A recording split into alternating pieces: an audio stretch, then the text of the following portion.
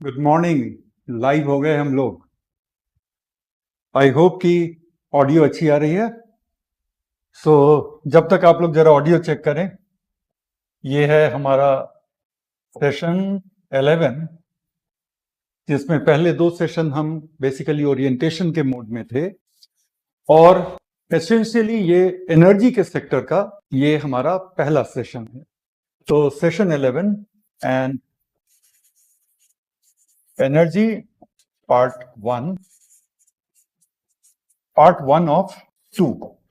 इसका मतलब है कि जहां तक एनर्जी की टेक्नोलॉजी की बात है तो एसेंशियली ये 2 पार्ट का मॉड्यूल है।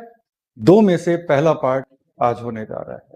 तो जितने लोग जुड़ गए हैं, गुड मॉर्निंग, नमस्कार, सत श्री अकाल, आदाब। और आई होप कि आप लोग सेटल हो गए हैं। How is the audio? आवाज एकदम मस्त आ रही है। मस्त तो इतना आप लोगों का फेवरेट एडजेक्टिव है ना कि मैं बता नहीं सकता। All clear sir. हाँ, तो लेट अस होप कि ऑल क्लियर ही रहे, कल की तरह कुछ गड़बड़ ना हो। आप लोग सेट हो गए हैं अच्छे से? इजाजत है कि हम सेशन को अब शुरू कर लें? अरे बोलिए एक साथ 200-300 लोग कि हाँ सर अब शुरू कर लीजिए।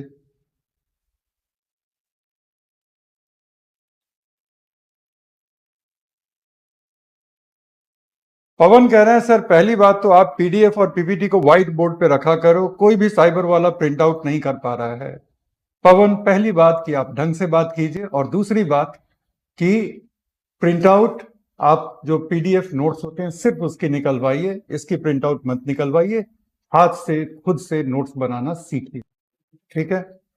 इसलिए मैं हमेशा इसको डार्क कलर पे रखता हूं ताकि ये प्रिंट आउट, प्रेजेंटेशन का प्रिंट आउट निकालने वाला आलस कोई भी ना करे। हाथ से लिखना सीखिए अगर आप सिविल सर्विस के कैंडिडेट हैं।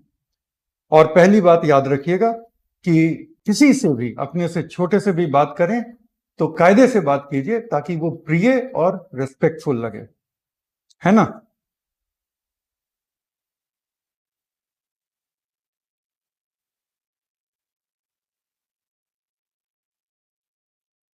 अमन कह रहे हैं अपडेट करने के बाद कोर्स नहीं दिखा रहा है। अमन, एक बार क्लास के बाद टीम से डिस्कस कर लेना। अनफॉर्चुनेटली ऐप के अपडेट के बाद अगर कोई प्रॉब्लम है तो वो मेरी तरफ से नहीं है, ठीक है?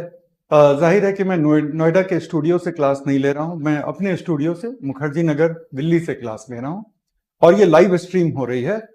तो ऐप के लेवल पे जो भी प्रॉब्लम है आप टीम को थोड़ा रीच आउट कर लो, मैं उसके लिए सही व्यक्ति नहीं हूं। करेक्ट। आदित्य का पीडीएफ नहीं मिला है। इंडिया के स्पेशल नेशनल मिशन में आदित्य के बारे में है और वो काफी है जितना भी आदित्य के बारे में जानने लायक है। कुंदन कह रहे हैं नोट डिलीट तो नहीं होगा ना? कोर्स की वैलिडिटी के दौरान कुछ भी कभी भी डिलीट नहीं होगा, पहली बात कुंदन। और दूसरी बात ये कि जो कुछ भी क्लास में बोर्ड पे हो रहा है वो तो एक्सपोर्ट करके आपको दिया ही जा रहा है। तो अगर क्लास के साथ साथ नहीं भी लिख पा रहे हो तो क्लास के बाद जब रिवीजन करोगे, कुछ भी जो इंपॉर्टेंट होता है उसकी रिवीजन करनी बहुत जरूरी होती है।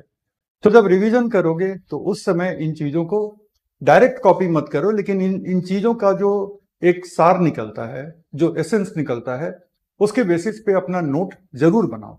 अगर आप नोट नहीं बना रहे हो तो आप अपने आप को प्रीलिम और मेंस दोनों की सफलता से दूर करते जा रहे हो on day to day basis. ये गलती कोई ना करे, इसलिए क्लास की शुरुआत में इस चीज को हम रिपीट किए देते हैं। तो अब हम लोग शुरू कर रहे हैं इंडिया के एनर्जी सेक्टर को लेकर के। इंडिया के एनर्जी सेक्टर में बेसिकली आज हम लोग बात करेंगे इंडिया के एनर्जी मिक्स की। एनर्जी मिक्स का मतलब ये होता है कि इंडिया में टोटल इंस्टॉल्ड कैपेसिटी कितनी है और उसमें किस सोर्स का कंट्रीब्यूशन कितना है। कोल का कंट्रीब्यूशन कितना है, दूसरे जो हाइड्रोकार्बन सोर्सेज हैं उनका कंट्रीब्यूशन कितना है, और जो नॉन हाइड्रोकार्बन सोर्सेज हैं उनका कंट्रीब्यूशन कितना है, और नॉन हाइड्रोकार्बन के सोर्सेज क्या क्या हैं जो हमारे कंट्री के लिए रेलेवेंट है। ये सारी चीजें आज की क्लास में हम लोग देखेंगे। थोड़ी एक नजर हम हमारे रिन्यूएबल एनर्जी के प्रोजेक्ट पे भी डालेंगे।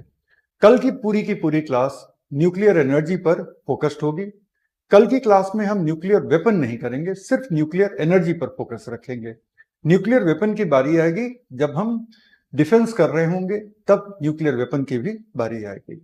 तो अगर हम अब एनर्जी की बात करें तो सबसे पहले एक सबसे फंडामेंटल बात हम सब लोगों को समझना चाहिए कि कोई कंट्री कितनी एनर्जी कंज्यूम कर रहा है, ये बहुत अच्छा इंडिकेटर है ये बताने का कि वो कंट्री कितना प्रोग्रेस कर चुका है या कितना प्रोग्रेस कर रहा है। अगर किसी कंट्री के टोटल एनर्जी कंजम्पशन के डेटा को आप लें किसी एक साल के, और उसके 5 साल के बाद उसके टोटल एनर्जी कंजम्पशन के डेटा को लें, और अगर एनर्जी कंजम्पशन बढ़ रहा है, इट मींस कि वो कंट्री प्रोग्रेस कर रही है, वो कंट्री डेवलप कर रही है। क्योंकि एनर्जी का जो कंजम्पशन है वो एक इतना रिलायबल इंडिकेटर है किसी भी कंट्री के स्टेटस ऑफ प्रोग्रेस का और किसी भी कंट्री के पाथ ऑफ प्रोग्रेस का, कि आज तक आप कितना प्रोग्रेस कर चुके हैं। और पाथ ऑफ प्रोग्रेस का मतलब है कि आप प्रोग्रेस के किस रास्ते पे निकल पड़े हैं। दोनों को बखूबी एनर्जी डिपिक्ट करता है। अब अगर हम एनर्जी की बात करें तो हमारे कंट्री में एनर्जी के जो कुछ ओरिजिनल सोर्सेज हैं वो जरूरी नहीं है कि हूबहू उसी सोर्स में कंज्यूमर भी उसको यूज करता है। तो एनर्जी का एक पहलू है प्रोड्यूसर का और दूसरा पहलू है कंज्यूमर का। जैसे हम और आप कंज्यूमर हो गए, अगर मेरी कोई फैक्ट्री है तो वो फैक्ट्री भी बहुत बड़ी क्वांटिटी में एनर्जी की डिमांड करता है, तो वो फैक्ट्री भी एक कंज्यूमर हो गया। इस तरह से अगर हम देखते हैं तो बेसिकली हम देखते हैं कि कंज्यूमर के लेवल पे 2 फॉर्म में एनर्जी यूज होती है, कोई तीसरा मेजर फॉर्म ऑफ एनर्जी है नहीं जो कंज्यूमर के लेवल पे यूज होती है। पहला जो कंज्यूमर के लेवल पे यूज होता है वो है इलेक्ट्रिसिटी। ठीक है, इलेक्ट्रिसिटी तमाम इस्तेमालों के लिए यूज होती है, डोमेस्टिक, इंडस्ट्रियल, ट्रांसपोर्टेशन और क्या नहीं। दूसरी तरफ हाइड्रोकार्बन। हाइड्रोकार्बन हमारी गाड़ियों को चलाता है, खासतौर पे पेट्रोल और डीजल। हाइड्रोकार्बन कोल भी होता है, हालांकि उसमें कार्बन ज्यादा है और हाइड्रोजन मतलब वो रिड्यूस्ड कार्बन कम है, लेकिन जैसे जैसे थोड़े से इंफीरियर फॉर्म में आएंगे तो वहां पे आपको हाइड्रोकार्बन मिलने लग जाएगा जहां पे ज्यादा लेवल ऑफ रिडक्शन है। तो हाइड्रोकार्बन भी डायरेक्टली यूज होता है, जैसे कि गाड़ियों में पेट्रोल डीजल के फॉर्म में हाइड्रोकार्बन यूज होता है। बहुत सारे इंडस्ट्री हैं जो अपार्ट फ्रॉम इलेक्ट्रिसिटी उनको डायरेक्ट हीट की जरूरत होती है। अपार्ट फ्रॉम इलेक्ट्रिसिटी उनको डायरेक्ट हीट की जरूरत होती है। 2 ऐसी इंडस्ट्री का नाम बताओ कि जिनको इलेक्ट्रिसिटी के फॉर्म में तो एनर्जी चाहिए लेकिन डायरेक्ट हीट भी उनको चाहिए। जरा चैट बॉक्स में आप बताओ तो मुझे 2 ऐसे इंडस्ट्री जिनको इलेक्ट्रिसिटी की भी जरूरत है लेकिन इलेक्ट्रिसिटी के अलावा उनको डायरेक्ट हाइड्रोकार्बन को बर्न करके हीट भी जनरेट करने की जरूरत है। और इसमें पावर जनरेशन मत बताना, यस इलेक्ट्रिक पावर हमारे कंट्री में आज भी 50% से ज्यादा थर्मल पावर के जरिए जनरेट होता है, कोई शक नहीं है। लेकिन उसको छोड़ करके 2 इंडस्ट्री का नाम बताओ। थर्मल नहीं, steel plant. Very very good, steel plant. क्यों? किसी भी मेटलर्जिकल इंडस्ट्री में एक फर्नेस होता है जहां पर आप मेटल को मेल्ट करते हैं, मेटल को आप गलाते हैं, ठीक है ना। तो यस, एक तो मैं मान गया, चाहे वो एल्युमिनियम का प्लांट हो या स्टील का प्लांट हो या कॉपर का प्लांट हो, किसी भी मेटल के प्लांट में एक फर्नेस होगा और फर्नेस आज की डेट में भी सबसे ज्यादा कोल पर ही चलते हैं। दूसरा आयरन इंडस्ट्री तो समझ गए, दूसरा तो बताइए। ग्लास काफी हद तक सही है, काफी हद तक सही है। एक बड़ा मेजर आप लोग मिस कर रहे हैं। अच्छा, आयरन कॉपर ये सब मत बताओ क्योंकि एल्यूमिनियम अब तो हो गया ना, अब तो यहां पे क्लियर है कि हम सारे मेटल को इंक्लूड कर ले रहे हैं। नहीं, कपड़े में नहीं, मिस कर रहे हो, सब लोग मिस कर गए। चलो कोई बात नहीं, मैं बता देता हूं। जो दूसरा मेजर कंज्यूमर है ना वो है सीमेंट इंडस्ट्री। कैल्शियम कार्बोनेट के रॉक को हम हीट करते हैं, उससे कार्बन डाइऑक्साइड निकलता है और फिर वो ब्रेक करने लगता है। तो हमारे सीमेंट के बनाने की जो पहली स्टेप होती है वो होती है कैल्शियम कार्बोनेट के रॉक को हीट करना। तो वहां भी काफी बड़ी क्वांटिटी में हाइड्रोकार्बन की खपत होती है ताकि उनका फर्नेस चलता रहे। करेक्ट। तो अब हम आते हैं अपने पॉइंट्स पर।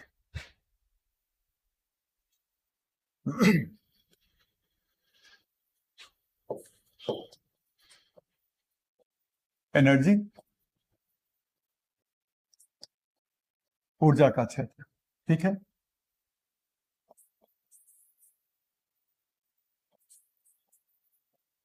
द एबिलिटी और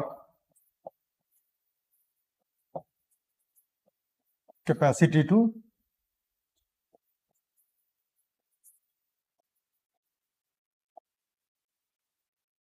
परफॉर्म वर्क या जनरेट हीट, ठीक है।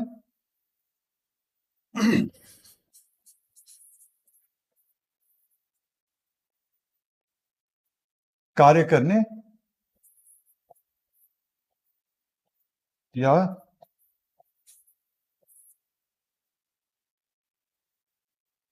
उष्मीय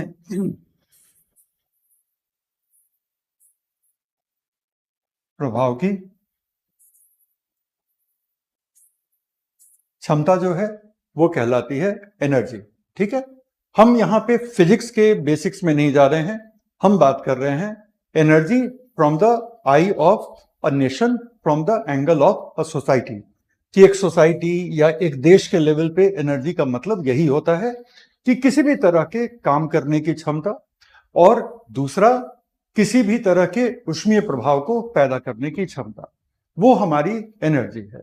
अब हम आते हैं forms of energy in the economy, ठीक है।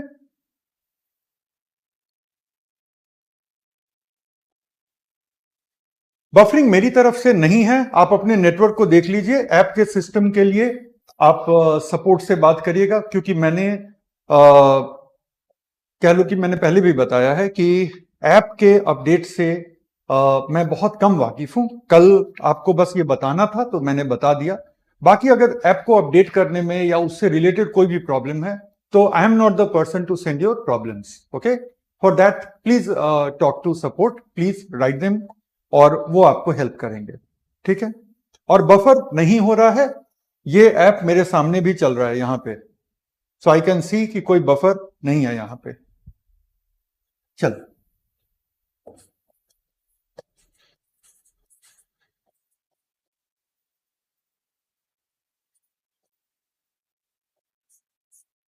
Forms of energy in an economy.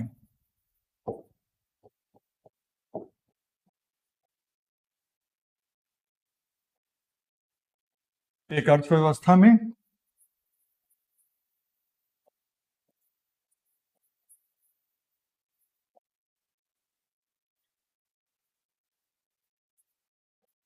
ऊर्जा के स्वरूप, पहला विद्युत, इलेक्ट्रिसिटी, दूसरा हीट, ऊष्मा। तो यही दो मेजर फॉर्म हैं किसी भी, यही दो मेजर फॉर्म हैं किसी भी इकोनॉमी में एनर्जी के, जिससे कि पूरे इकोनॉमी की गाड़ी चलती है। अब आप कहेंगे कि ऊष्मा किस रूप में, तो सबसे पहले बहुत सारे इंडस्ट्री में डायरेक्टली जहां पर हीट की जरूरत होती है, apart from normal electricity demand, जैसे कि हमने देखा मेटलर्जिकल इंडस्ट्री में, नाइलॉन एंड प्लास्टिक इंडस्ट्री में, रबर इंडस्ट्री में, फिर सीमेंट इंडस्ट्री में। तो बहुत सारे इंडस्ट्री ऐसे हैं जहां पर एक आप फर्नेस या इस तरह का कुछ चला रहे होते हैं, तो वहां पर हीट की जरूरत होती है। दूसरी बात कि आपका जो ऑटोमोबाइल का सेक्टर है, जो सरफेस ट्रांसपोर्ट का सेक्टर है, चाहे वो रेलवे नेटवर्क हो या वो ट्रक और बस हो या प्राइवेट पैसेंजर व्हीकल हो, छोटे से छोटा मतलब बाइक, मोपेड वगैरह, खासतौर पे अगर वो इलेक्ट्रिसिटी ना है तब की बात कर रहे हैं, या फिर अगर आप इलेक्ट्रिक व्हीकल नहीं है तब की बात कर रहे हैं, या फिर आप बात करें किसी भी डोमेस्टिक पर्पस की, तो वहां पर हीट के फॉर्म में एनर्जी यूज होती है। इंजन किसी भी ऑटोमोबाइल में होता है, इंजन किसी भी ऑटोमोबाइल में होता है, और ऑटोमोबाइल में जो इंजन होता है उसका एक ही काम होता है, और वो काम होता है कि हीट को काइनेटिक एनर्जी में बदलना। फ्यूल के कंबसन से एनर्जी में हीट जनरेट होती है, और उस हीट से काइनेटिक एनर्जी जनरेट होती है। तो हीट एक बड़ा इंपॉर्टेंट सोर्स ऑफ एनर्जी है ऑटोमोबाइल के लिए, और बहुत सारे इंडस्ट्री के लिए, और तमाम डोमेस्टिक यूज के लिए। और दूसरा इलेक्ट्रिसिटी, जो ऊर्जा का सबसे वर्सेटाइल स्वरूप है ना। इतना आप लोगों ने लिख लिया?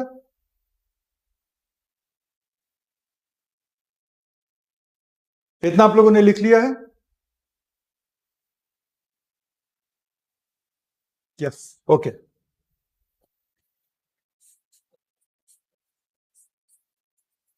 इलेक्ट्रिसिटी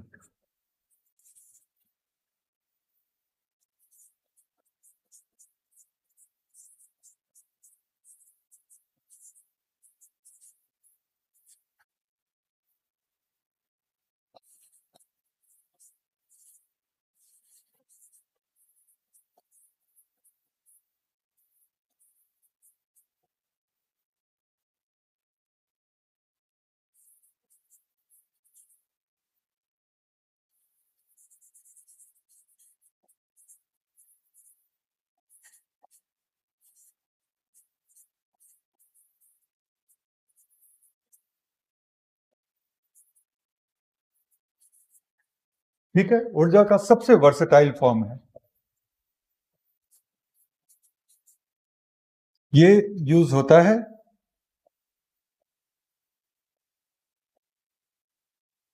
डोमेस्टिक, घरेलू पर्पसेस में। ये यूज होता है इंडस्ट्रीज, उद्योगों में।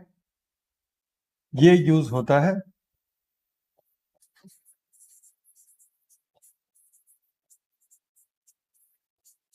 ट्रांसपोर्टेशन में, दैट इज परिवहन। और ये यूज होता है कृषि के क्षेत्र में।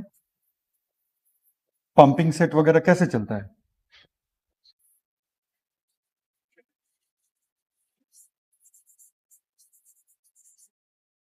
एग्रीकल्चर वगैरह, है ना। तो इसके किसी भी इकोनॉमी में जो मेजर यूसेज हैं बस इतने हैं। इसके अलावा माइनर यूसेज भी हैं, लेकिन मेजर यूसेज जो है इलेक्ट्रिसिटी का वो है डोमेस्टिक सेक्टर में, इंडस्ट्रीज में, ऑटोमोबाइल और ट्रांसपोर्टेशन में, and last but not the least हमारे एग्रीकल्चर के सेक्टर में।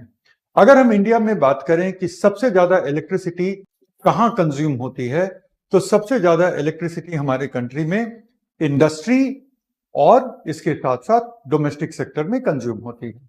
डोमेस्टिक सेक्टर भी हमारे लिए सरप्राइजिंग नहीं होना चाहिए, इसलिए क्योंकि आज की डेट में हम दुनिया के सबसे पॉपुलस कंट्री हैं।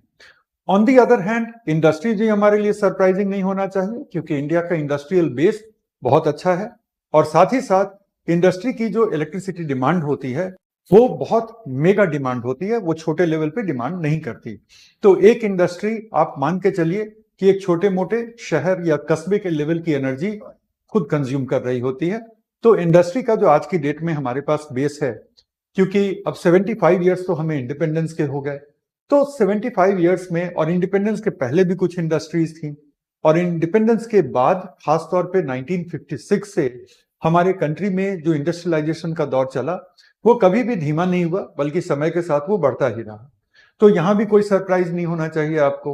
हाँ, एग्रीकल्चर के फील्ड में कुछ हद तक इलेक्ट्रिसिटी यूज होती है, लेकिन कुछ हद तक डायरेक्ट हाइड्रोकार्बन, खासतौर पे डीजल का भी इस्तेमाल होता है। ट्रैक्टर पूरी तरह से डीजल पर बेस्ड हैं। एग्रीकल्चर के बहुत सारे जो टूल्स हैं वो डायरेक्ट डीजल पे, हर जगह अगर इलेक्ट्रिसिटी ना हो तो पंपिंग सेट कैसे चलेगा? डीजल पे चलेगा, है ना। तो इस तरह से एग्रीकल्चर सेक्टर में कुछ हद तक इलेक्ट्रिसिटी और कुछ हद तक डीजल का भी डायरेक्ट इस्तेमाल होता है।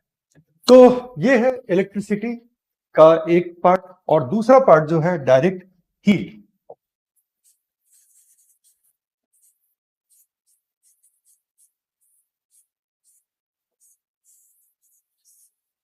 ये भी घरेलू सेक्टर में, जिसको आप हाउस होल्ड या डोमेस्टिक कह सकते हो।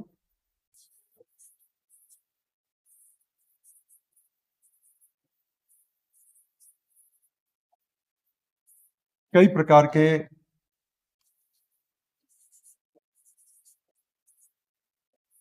उद्योग,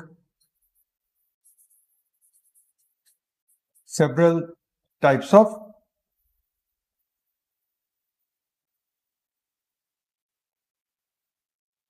इंडस्ट्रीज, जैसे कि मेटलर्जिकल इंडस्ट्री, धातु उद्योग, नाइलॉन,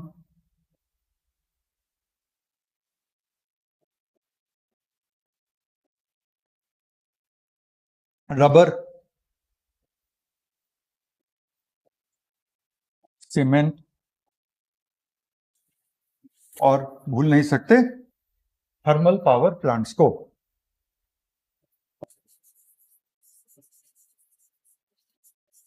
थर्मल पावर को हिंदी में क्या कहते हैं? ताप विद्युत कहते हैं। सीमेंट को हिंदी में क्या कहते हैं? सीमेंट कहते हैं। रबर को हिंदी में रबर कहते हैं। नाइलॉन को नाइलॉन कहते हैं। और ये हो गया धातु उद्योग।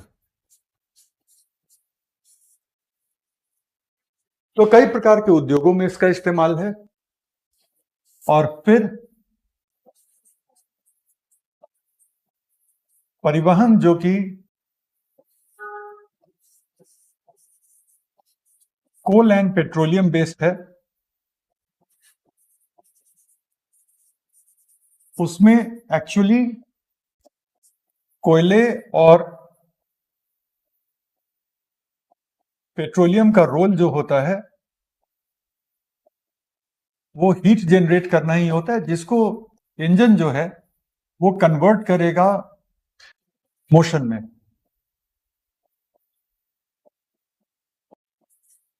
तो अब आपका क्लियर हो गया कि हमारे कंट्री में या किसी भी कंट्री में एनर्जी के दो ही मेन आयाम हैं, एक इलेक्ट्रिसिटी और दूसरा हीट। लिख लीजिए। फिर अब देखेंगे कि इंडिया कैसे वर्ल्ड में third largest consumer of electricity भी हो गया है, और कैसे इंडिया वर्ल्ड में third largest overall consumer of energy भी हो गया है। काफी हद तक उसके लिए जो जिम्मेदार है वो हमारी बहुत बड़ी जनसंख्या है, और साथ ही साथ जो इंडिया का इंडस्ट्रियल बेस है वो भी तो ग्रो कर रहा है। मैं एक सेकंड के लिए साइड हट जाता हूं कि आप लोग इसको लिख सकें।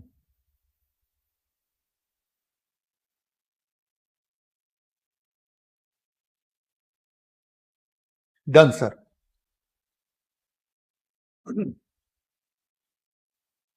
अब हम आगे आ जाते हैं और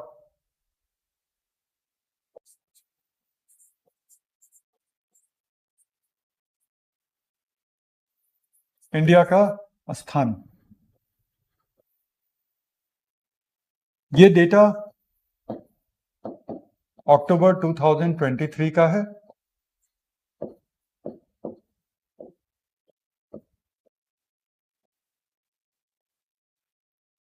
कुल ऊर्जा मांग विश्व में तीसरा स्थान है। सबसे पहले चाइना है,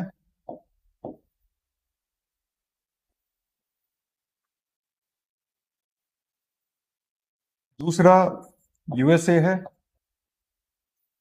और तीसरा आज की डेट में इंडिया आ चुका है। तो कुल ऊर्जा के मांग के मामले में इंडिया वर्ल्ड का थर्ड लीडिंग इकोनॉमी है।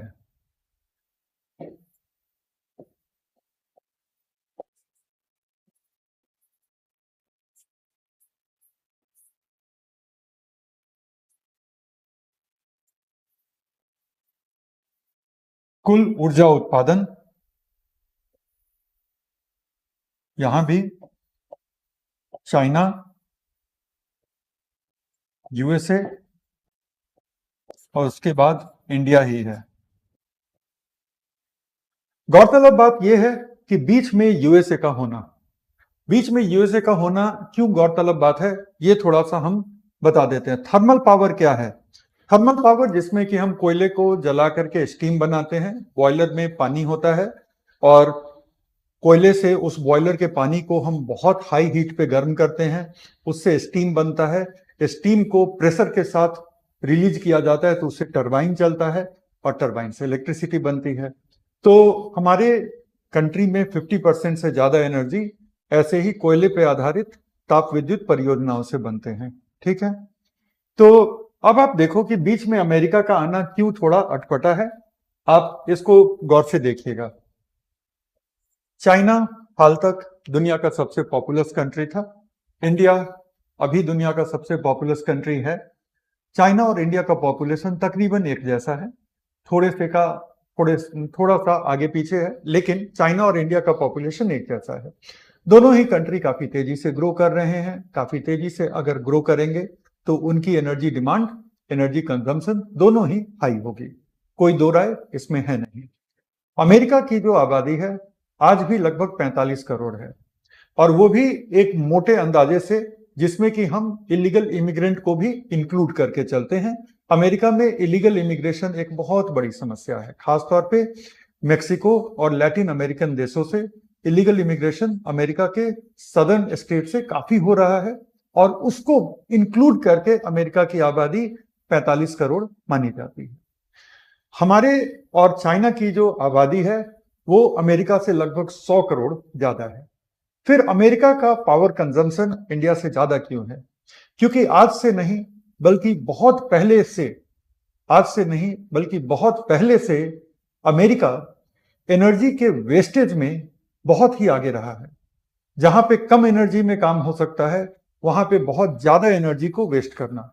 अमेरिका में आप उनकी सड़कों पर ज्यादा बड़े बड़े एसयूवी देखेंगे और छोटे कार आपको बहुत कम दिखेंगे, और जो बिल्कुल छोटे वाले कार होते हैं मारुति अल्टो टाइप के, वो दिखेंगे ही नहीं। वहां की सड़कों पे आपको बाइक नहीं दिखते। बाइक वहां पे लाइफ स्टाइल का चॉइस है, और बाइक का मतलब होता है कार से भी महंगे वाले बाइक, जो हार्ली डेविडसन वगैरह के बाइक होते हैं, जिनको सुपर बाइक कहते हैं। तो उस तरह के बाइक मिलते हैं, वो शौकिया लोग खरीदते हैं। उससे सस्ते में वो कोई होंडा वगैरह की कार खरीद लेते या टोयोटा की कोई कार खरीद लेते। उतनी महंगी बाइक लेकर लोग लाइफ स्टाइल के लिए निकलते हैं। ये सब ऐसे ही नहीं हो जाता है, इस सब के पीछे बहुत ही ज्यादा एनर्जी एक्सपेंडिचर होता है, लेकिन अमेरिका ने कभी उसकी परवाह नहीं की। क्या आपको यह पता है कि दुनिया में सबसे बड़ा पेट्रोलियम भंडार अमेरिका के पास है? दुनिया में सबसे बड़ा पेट्रोलियम भंडार अमेरिका के पास है, सऊदी अरब के पास नहीं है। लेकिन अमेरिका दुनिया में पेट्रोलियम का सबसे बड़ा आयातक है, और वो भी कहां से? सऊदी अरब से आयातक है।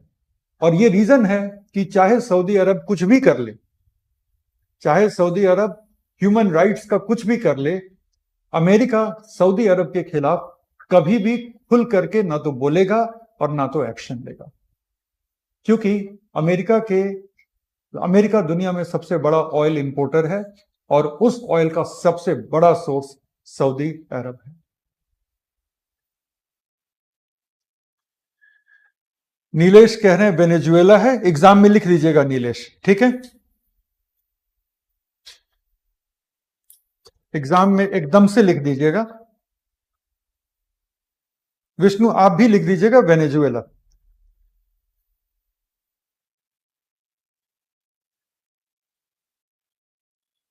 सो जिनको जिनको वेनेजुएला लगता है, आई डोंट नो कि आपके सोर्सेज क्या हैं। कभी भी एक पत्रिका आती है ब्रिटेन से, इकोनॉमिस्ट, राइट? उस पत्रिका का एक ईयरबुक आता है, ठीक है? वो ईयरबुक में उसका नाम ही है वर्ल्ड स्टैटिस्टिकल ईयरबुक। उसमें उठा करके आप हाइड्रोकार्बन और पेट्रोलियम सेक्टर का देखिएगा कि किसके पास सबसे ज्यादा डिपॉजिट है, किसके पास सबसे ज्यादा एक्सपोर्ट है, कौन सबसे ज्यादा इंपोर्ट करता है, वगैरह वगैरह।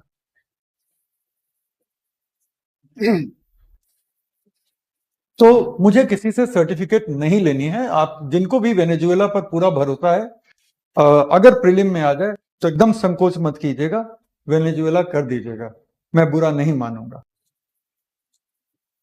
चलो, तो ये कुल ऊर्जा उत्पादन में भी आज की डेट में इंडिया नंबर 3 पे है, और इंडिया ने जापान को सरपास किया, इंडिया ने जर्मनी को सरपास किया, रूस को काफी पहले इंडिया सरपास कर चुका था। तो ये जो है हमारा लेटेस्ट डेटा है एनर्जी को लेकर के। इंडिया की एनर्जी की डिमांड आने वाले वक्त में बढ़ेगी, और आने वाले वक्त में जब एनर्जी की डिमांड इंडिया की बढ़ेगी, उसके लिए इंडिया के पास बहुत स्ट्रॉन्ग प्लान्स और पूरी स्ट्रेटेजी रेडी है, जो कि इस चैप्टर में आज और कल में हम लोग देखने जा रहे हैं। ठीक है, तो ये हो गया, इंडिया का स्थान हमने समझ लिया, और इससे ये बहुत क्लियर हो जाता है कि किसी भी डोमेस्टिक ग्रोथ में इंडस्ट्री, हाउसहोल्ड की स्टैंडर्ड ऑफ लिविंग, ट्रांसपोर्टेशन और एग्रीकल्चर, इन सब का बहुत बड़ा कंट्रीब्यूशन है, और ये सब एनर्जी पे चल रहे हैं। तो अगर किसी इकोनॉमी में एनर्जी की कंजम्पशन हाई है, तो इससे साफ स्पष्ट होता है कि एनर्जी एक डेवलप्ड इकोनॉमी, वो इकोनॉमी एक डेवलप्ड इकोनॉमी है। ठीक है, तो आप यहां पे सेफली कह सकते हैं कि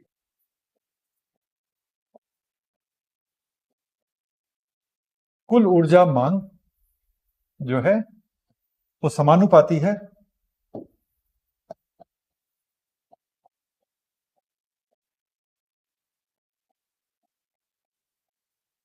आर्थिक विकास की। ठीक है,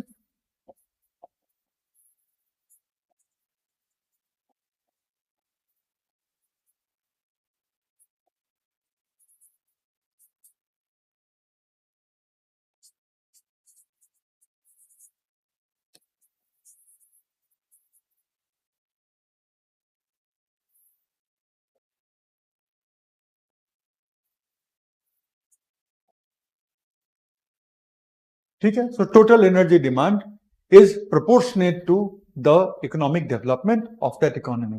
पूरी दुनिया में लागू होती है। अगर किसी कंट्री की इकोनॉमी अच्छे हालत में नहीं है, फॉर एग्जाम्पल आज की डेट में ना तो रूस की इकोनॉमी बहुत अच्छे हालत में है और ना यूक्रेन की इकोनॉमी है। यूक्रेन पे हमला ही बोल दिया रूस ने, और यूक्रेन युद्ध लड़ रहा है, तो इकोनॉमी की क्या परवाह करेगा। दूसरी तरफ रूस की इकोनॉमी सोवियत संघ के विघटन के बाद, यूएसएसआर के ब्रेकडाउन के बाद, तब से रूस की जो इकोनॉमी चरमराई, वो आज भी पूरी तरह से रिकवर हो नहीं सकी है। तो रूस की इकोनॉमी भी बहुत अच्छी नहीं है। तो आप देखोगे कि सोवियत संघ के विघटन के टाइम जितना आज के रूस का क्षेत्र है, मैं पूरे सोवियत संघ की बात नहीं कर रहा, लेकिन जितना आज रूस का क्षेत्र है, the total area of Russia, the amount of energy consumption that was there at the time of Soviet integration, Soviet disintegration के पहले, उतने ही क्षेत्र में जो एनर्जी की जो डिमांड थी, आज की डेट में वो डिमांड कम हो गई। अब सवाल उठता है कि सोवियत संघ के डिसइंटीग्रेशन के भी अब कितने साल हो गए? 30 साल से ज्यादा हो गए। तो उस डिसइंटीग्रेशन के 30 साल में एनर्जी की डिमांड बढ़नी चाहिए या घटनी चाहिए? सवाल है कि बढ़नी चाहिए। वो एनर्जी चाहे जहां से आए, मैं नहीं कह रहा कि वो एनर्जी आप कोल को बर्न करके ही लाओ, वो एनर्जी आप हाइड्रोकार्बन को ही बर्न करके लाओ, ये बिल्कुल मैं नहीं कह रहा, लेकिन एनर्जी की डिमांड आपकी बढ़ेगी। ठीक है कि आपके नए इंस्ट्रूमेंट आएंगे, नई फैक्ट्रियां लगेंगी, जिनकी एनर्जी एफिशिएंसी ज्यादा हो सकती है, जिनकी ऊर्जा दक्षता ज्यादा हो सकती है, वो उतना ही काम कम पावर कंज्यूम करके कर दिखाएंगे। इसमें कोई दो राय नहीं है कि ऐसा हो सकता है, ये डूएबल है। But at the same time ये सोचना कि आपका इंडस्ट्रियल बेस उतना ही है और उतने ही इंडस्ट्रियल बेस में आपने पूरी की पूरी टेक्नोलॉजी चेंज कर दी, वो भी थोड़ा सा इम्प्रैक्टिकल लगता है। तो आप एनर्जी के कंजम्पशन से ये इंडिकेशन लगा सकते हैं कि रशिया की इकोनॉमी बहुत अच्छी नहीं चल रही है। जब चेकोस्लोवाकिया ब्रेक किया था, तो चेकोस्लोवाकिया, जो चेक और जो दूसरा था स्लोवाक, दोनों एरिया का जो एनर्जी कंजम्पशन था, चेक ने तो रिकवर कर लिया, दूसरे एरिया का आप जाकर के देख लो। तो ये बहुत क्लियर है कि एनर्जी के कंजम्पशन का सीधा सीधा रिलेशन स्टैंडर्ड ऑफ लिविंग से है, लेवल ऑफ इंडस्ट्रियल एक्टिविटी से है, लेवल ऑफ फार्मिंग एक्टिविटी से है। हर लेवल पे एनर्जी की डिमांड, एनर्जी के कंजम्पशन और इकोनॉमिक डेवलपमेंट हमेशा ही एक साथ वो चल रहे होते हैं। जब भी आप ग्राफ बनाओगे तो दोनों एक साथ चल रहा होता है। चल, अच्छा, solar energy, sir solar energy से भी तो होगा, सोलर से भी तो इलेक्ट्रिसिटी ही बनाते हैं ना। उसके बाद हम आते हैं कहां पे, इलेक्ट्रिसिटी के यूज पे। डायरेक्ट तो सोलर यूज नहीं कर रहे हैं, सोलर से पहले बनाया इलेक्ट्रिसिटी, और इलेक्ट्रिसिटी से फिर हम वो सारा काम कर रहे हैं, डोमेस्टिक, इंडस्ट्रियल, ट्रांसपोर्टेशन वगैरह वगैरह, है ना। डिमांड कैसे कम हो सकती है टाइम के साथ, तो बढ़ रही है हर जगह, ठीक है। इलीगल इमिग्रेशन क्या होता है, इलीगल इलीगल तो पता ही है कि क्या होता है, गैर कानूनी। इमिग्रेशन का मतलब होता है कि किसी कंट्री में बिना प्रॉपर डॉक्यूमेंट के आप घुस आए, तो उसी को हम इलीगल इमिग्रेशन कहते हैं। चलो अब हम आते हैं इंडिया के पावर सेक्टर पे, इंडिया के विद्युत सेक्टर पे। अब हमारा एनर्जी का एक ओवरव्यू हमारा कंप्लीट हो गया।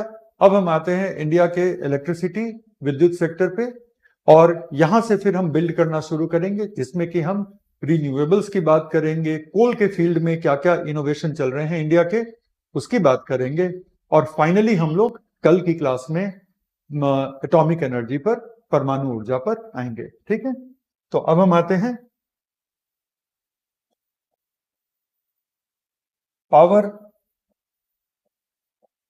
Sector in India.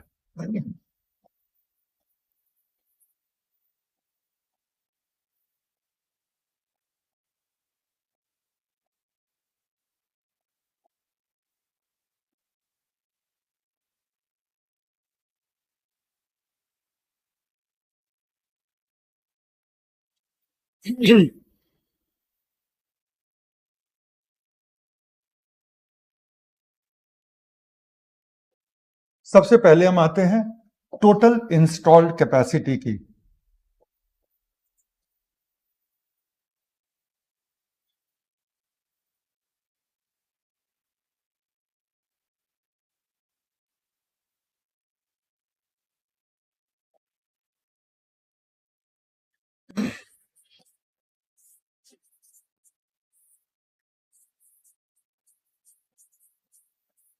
कुल उत्पादन क्षमता,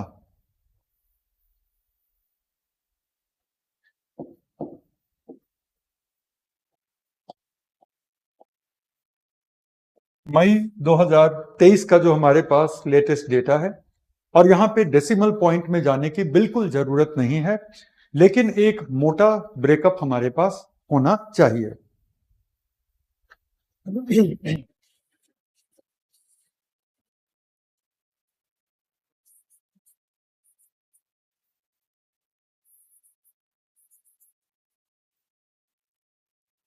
418 गीगावाट की क्षमता हमारे कंट्री में इंस्टॉल्ड है।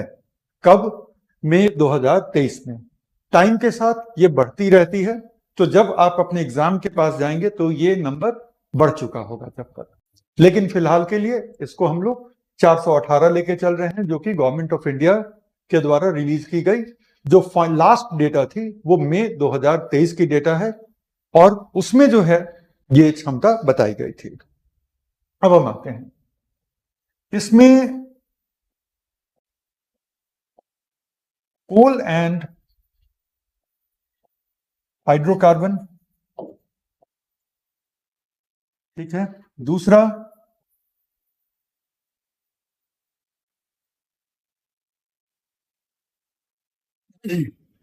Renewable including hydel.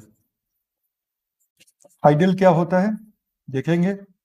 और तीसरा है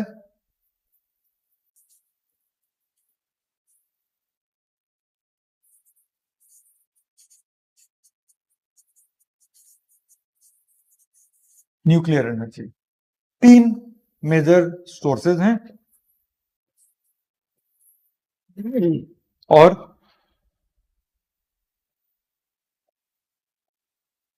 यह है तकरीबन 237 गीगावाट, ठीक है। तो आप ये देख पा रहे हैं कि ये 50% से ज्यादा है। 418 गीगावाट टोटल इंस्टॉल्ड कैपेसिटी है, 418 गीगावाट टोटल इंस्टॉल कैपेसिटी है, और उसमें 50% से ज्यादा आज भी कोल और हाइड्रोकार्बन से आ रहा है।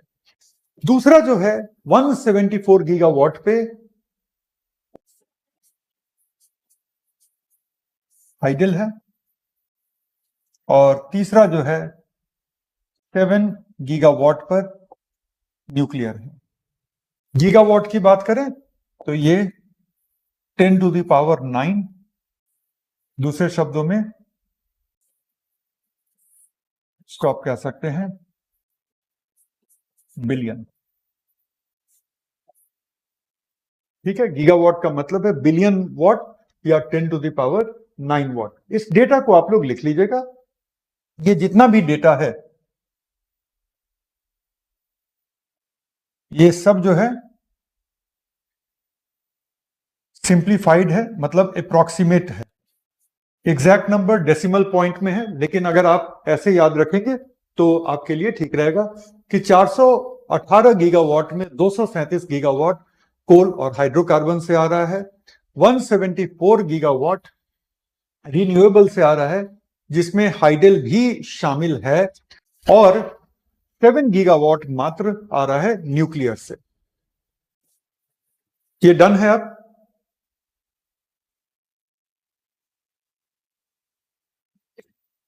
चल, अब हम जरा कोल और हाइड्रोकार्बन पे आते हैं।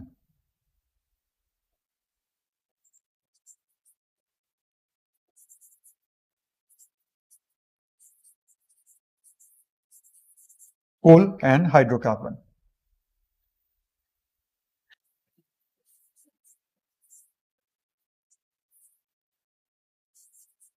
इसकी कुल क्षमता क्या है? तकरीबन 237 गीगावाट। और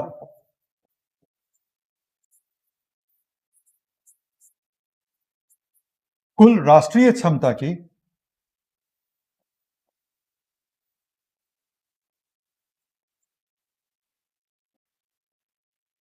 कुल राष्ट्रीय क्षमता का ये कितना है?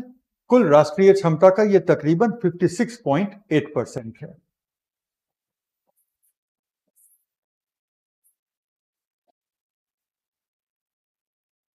और इसमें स्रोत क्या क्या है?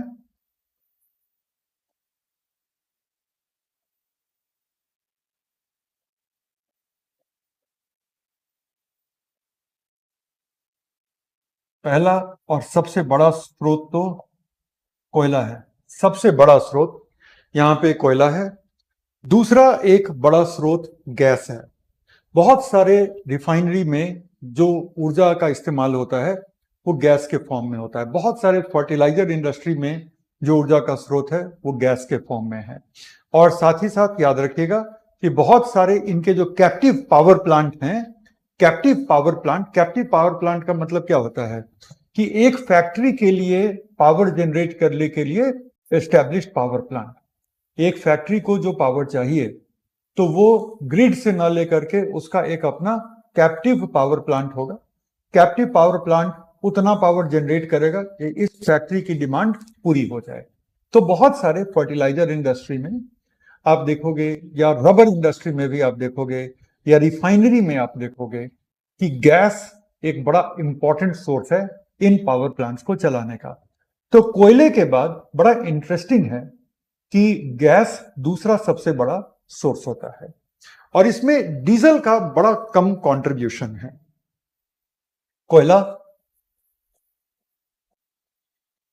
दूसरा है गैस, तीसरा है लिग्नाइट, जिसको आप एक लो ग्रेड का बड़ा इम्प्योर सा कोल का वैरायटी मान सकते हो, ठीक है ना। और चौथा है डीजल।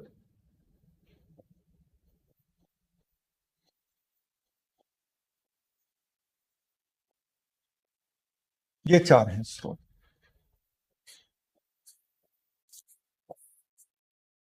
कोयला तकरीबन 49% है। गैस अगर मैं गलत नहीं हूं तो 6% है। हाँ,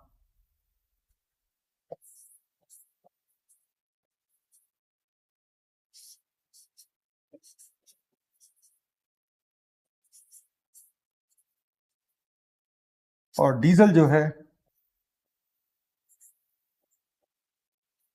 ये 0.1% है।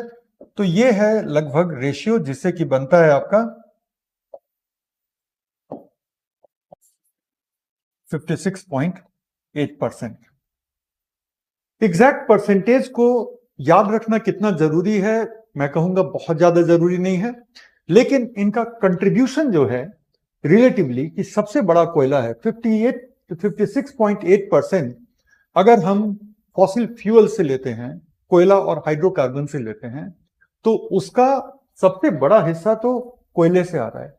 बाकी जो है गैस, लिग्नाइट, डीजल वगैरह, उनका कंट्रीब्यूशन तो ना के बराबर है। कहां? विद्युत उत्पादन में। लेकिन हाइड्रोकार्बन हमारे परिवहन सेक्टर को भी पावर कर रहा है, जिसकी बात अब हम नहीं कर रहे हैं, क्योंकि अब हम भारत के विद्युत सेक्टर की बात कर रहे हैं। तो यहां पे कोयले का योगदान आज भी 49% है। तो आप कह सकते हो कि 50% इंडिया का पावर जनरेशन सीधा सीधा कोल से आ रहा है, सीधा सीधा कोल से आ रहा है। अच्छा, इसको इंग्लिश में डिक्टेट करना है क्या? आशीष, आशीष, हाइडल भी हम बता रहे हैं बाबू, एक मिनट रुक जाओ। आशीष, ये है टोटल कैपेसिटी।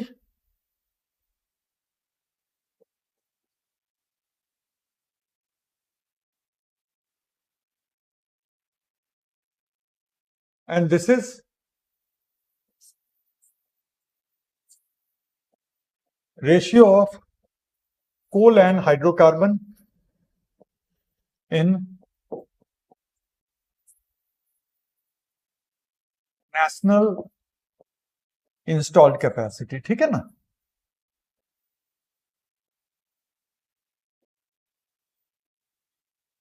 कोयला तो कोल है और गैस तो सही में गैस है। राइट, तो हो गया इंग्लिश, और कुछ करना नहीं था यहां पे। एक बार देख लो लिग्नाइट क्या है। लिग्नाइट एक लो ग्रेड का कोयले जैसा भुरभुरा सा ब्राउन कलर का सब्सटेंस होता है। बहुत ही ज्यादा सल्फर की क्वांटिटी होती है और पीट डिपॉजिट से बनता है। इसको भी बर्न कर सकते हैं, लेकिन इससे एटमॉस्फेरिक पोल्यूशन बहुत ही ज्यादा होता है। इससे ज्यादा आप ज्योग्राफी में जरूर पढ़ेंगे, रिसोर्स ज्योग्राफी में, तो वहां देख लीजिएगा।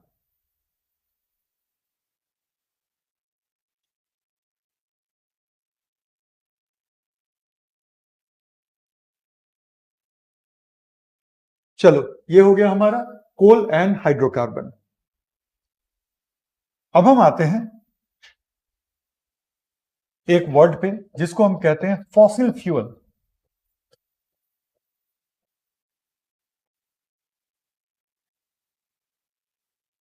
हिंदी में उसको कहते हैं जीवाश्म ईंधन।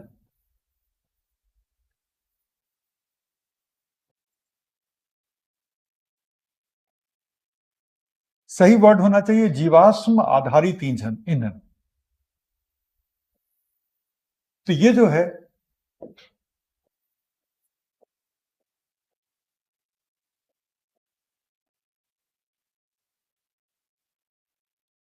पृथ्वी के इतिहास में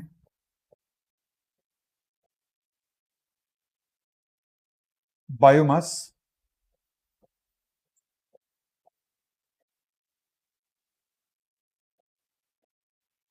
जैव द्रव्य, या फिर एनसीईआरटी में एक वर्ड है बायोचार।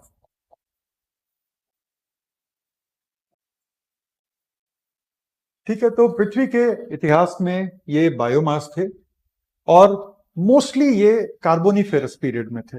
मोस्टली ये कार्बोनिफेरस पीरियड में थे।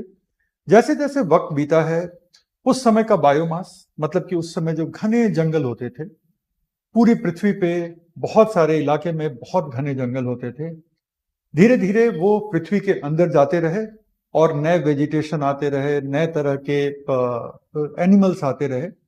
तो कार्बोनिफेरस के दौरान के जो घने फॉरेस्ट थे, उनका जो बायोमास था, वो वक्त आता है कि वो अंडरग्राउंड होता है, फॉसिलाइज होता है।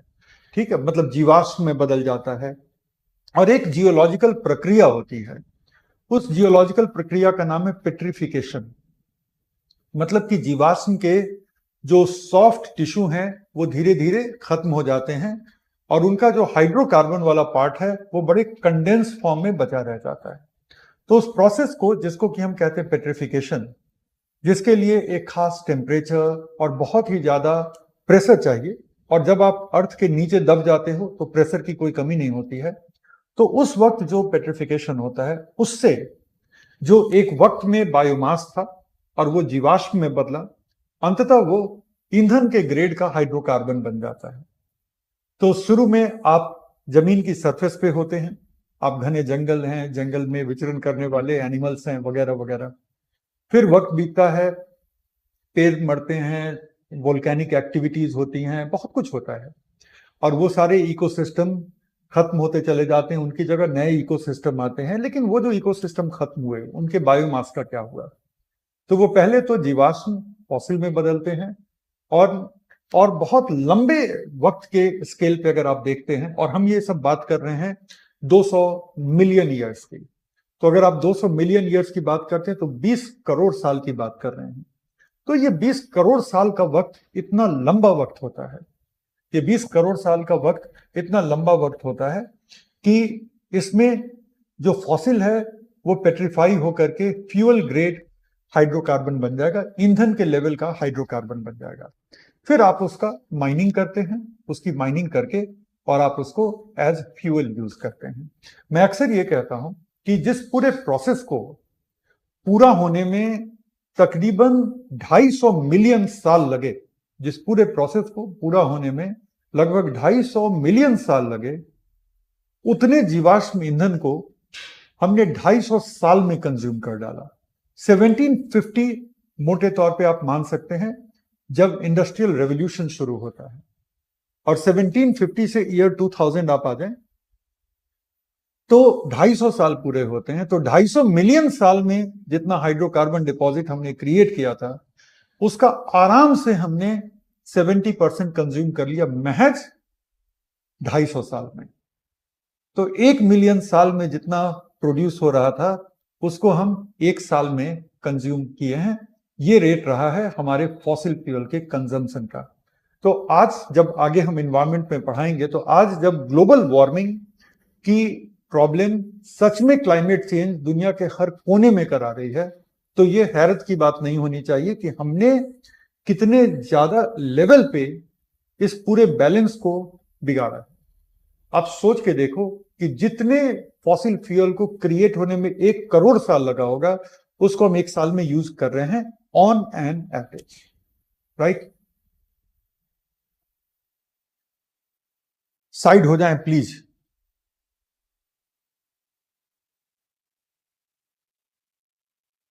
बायोमास क्या होता है? बायोमास का मतलब होता है कि किसी भी जीव में या किसी भी पौधे में, पेड़ में जो कुल जैव मात्रा होती है, जो कुल बायोलॉजिकल मटेरियल होता है, वाटर को माइनस कर दो, बाकी सब बायोमास है आपका। अब जैसे मान लो कि मेरा बॉडी वेट अगर 80 किलोग्राम है, तो 80 किलोग्राम में जो वाटर कंटेंट है वो तकरीबन 70% है। तो 56 किलोग्राम जो है वो तो वाटर है। अब जो बचा 30%, 24 किलोग्राम, वो 24 किलोग्राम मेरा बायोमास है। ठीक है? तो दो तरह से देखते हैं, टोटल बायोमास जिसमें आप वाटर कंटेंट को भी इंक्लूड करते हैं, उसको अक्सर हम फ्रेश बायोमास कहते हैं। तो जब आप अपना वेट लेते हैं और वेट को लेकर के थोड़े दुखी हो जाते हैं कि अरे मेरा वेट बढ़ गया है, तो याद रखिएगा कि 70% तो वाटर है, राइट?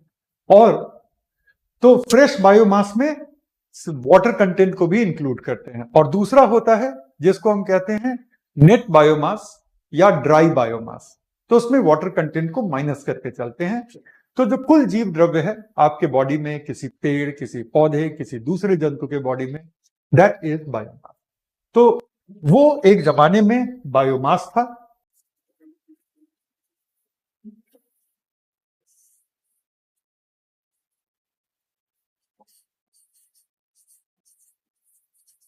मुख्यतः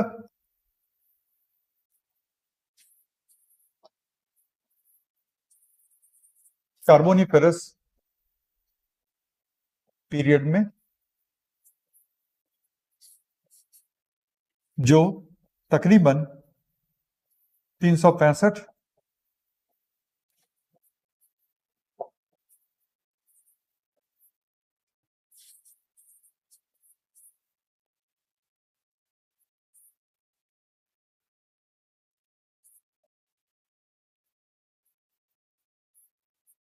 फिर धीरे धीरे जैसे जैसे समय बीतता है, इसको इंग्लिश में हम ट्रांसलेट करने वाले हैं। फिर धीरे धीरे जैसे जैसे समय बीता, ये जीवाश्म में बदलते हैं और फिर जीवाश्म का होता है पेट्रिफिकेशन। पेट्रिफिकेशन की हिंदी मुझे नहीं आती, आप ढूंढ लीजिएगा या पेट्रिफिकेशन ही लिख लीजिएगा, एग्जामिनर को भी समझ में आ जाएगा। और इससे बनता है ईंधन ग्रेड का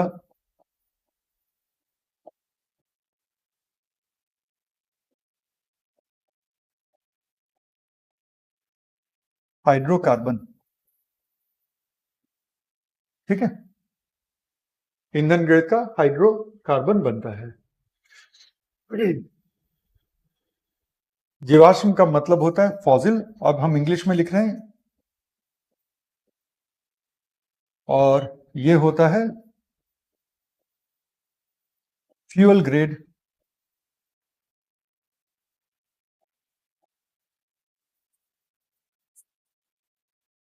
हाइड्रोकार्बन। और इसकी हिंदी लिख दूं,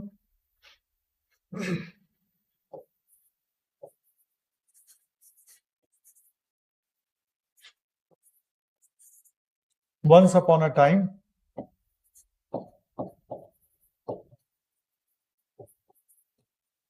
इन द अर्थ्स हिस्ट्री, ये थे biomass around 365 million years ago in the Carboniferous.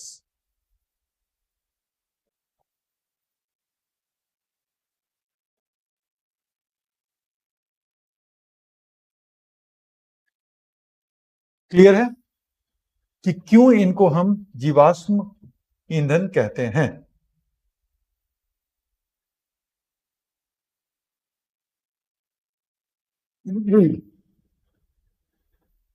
Jayaprakash कहते हैं क्लास बहुत रुक रहा है।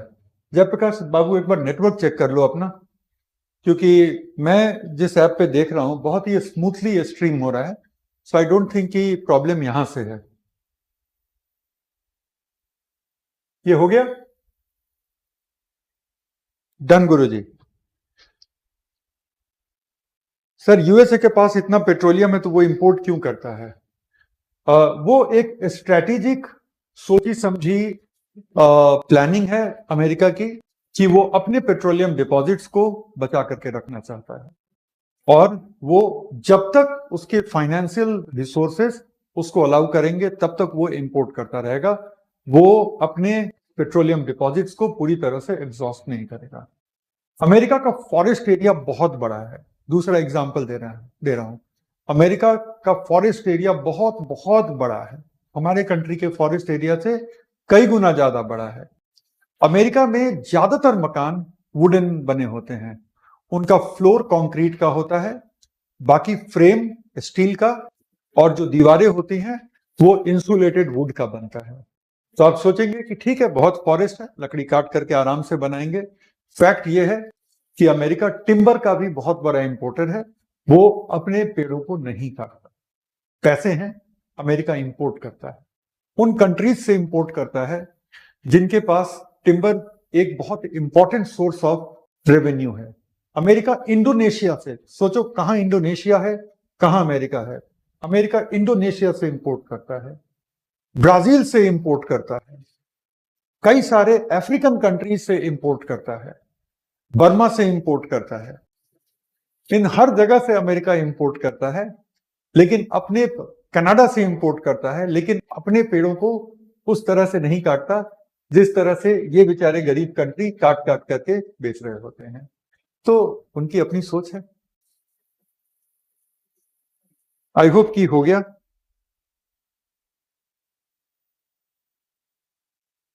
चलो, तो ये जीवाश्म ईंधन है। जीवाश्म ईंधन की बात की जाए तो they today account for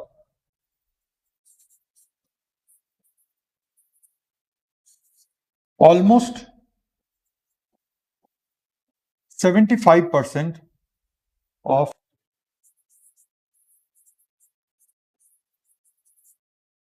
all energy consumption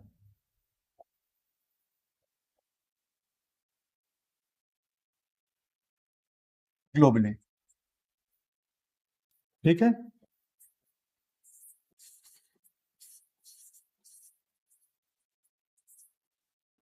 कुल वैश्विक खपत का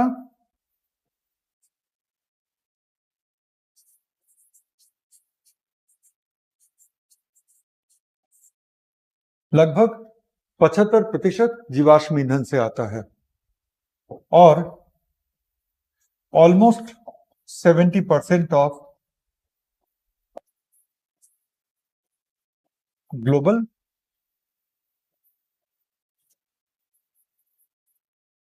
पावर जनरेशन।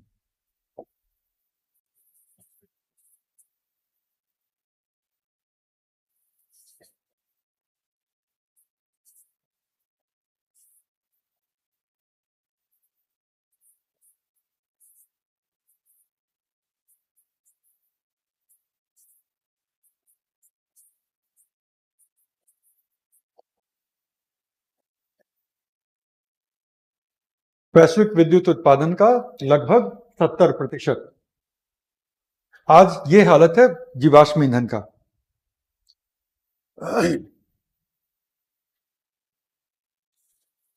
ये कंट्रीब्यूशन है।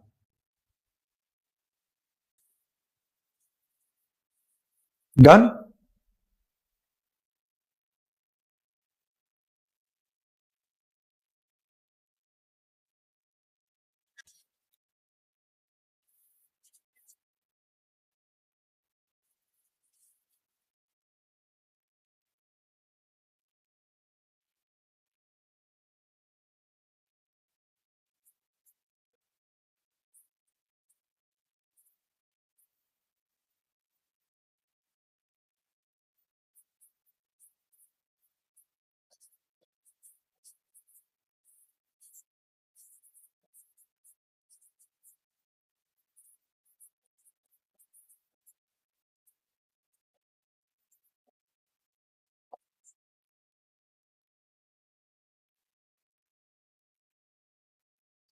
क्या अंदाजा है इंडिया के पास लगभग कितना होगा?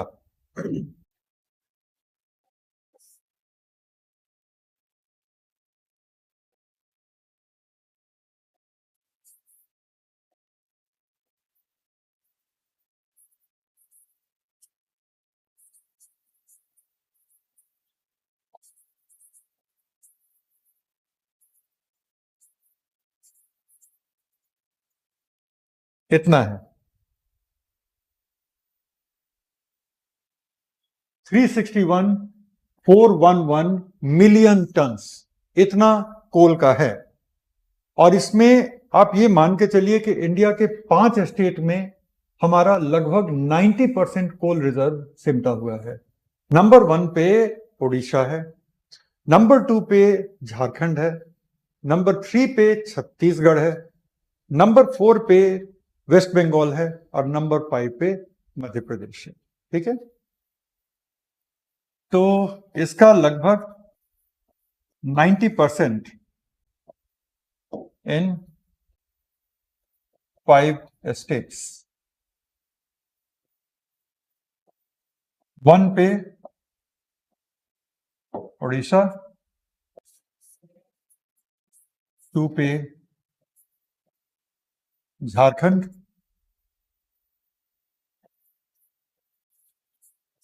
3 पे छत्तीसगढ़, 4 पे वेस्ट बंगाल और 5 पे एमपी। और ये कोल इंडिया लिमिटेड का जुलाई 2023 के डेटा से लिया हुआ है। ठीक है, कोल इंडिया लिमिटेड इंडिया में कोल माइनिंग की सेंट्रल एजेंसी है। उन्हीं के जरिए पूरे इंडिया में कोल माइनिंग होती है, कोल मैनेजमेंट भी होता है।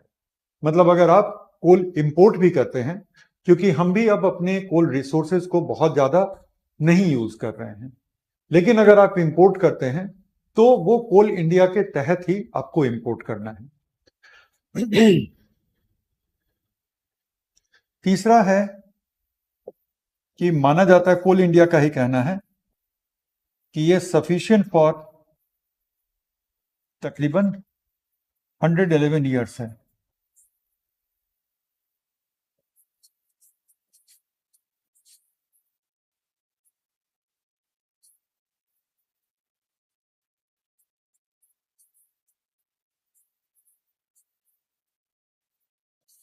इतने साल के लिए ये पर्याप्त है।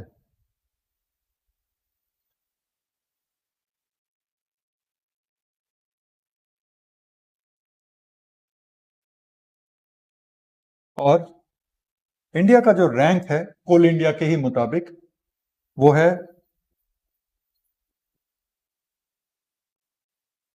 4th rank in the world. सबसे पहला है यूएसए, दूसरा है ऑस्ट्रेलिया, तीसरा है चाइना और चौथा जो है हमारा इंडिया ही है।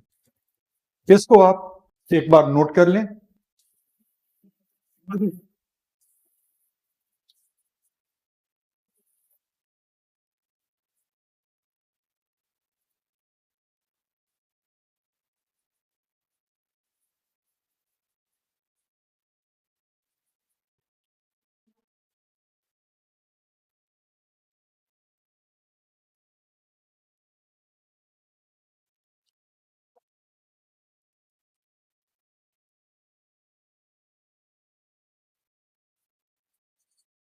फ्रांस से पूछें सर फिर भी ये स्टेट डेवलपमेंट में पीछे हैं, तो उसके बहुत सारे कारण होते हैं।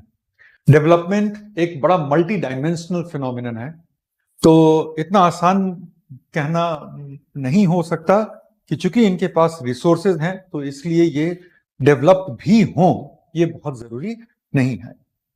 हाइड्रोकार्बन के फायदे और नुकसान क्या हैं?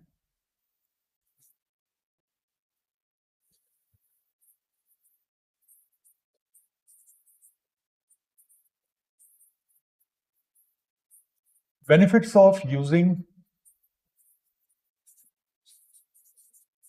हाइड्रोकार्बन्स, हिंदी में लिख लीजिए, हाइड्रोकार्बन के उपयोग के लाभ। हाइड्रोकार्बन के उपयोग के लाभ, सबसे पहला जो है वो ये है कि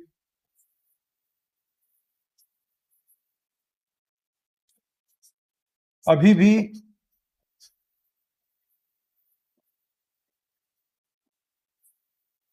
मात्रा में उपलब्ध है।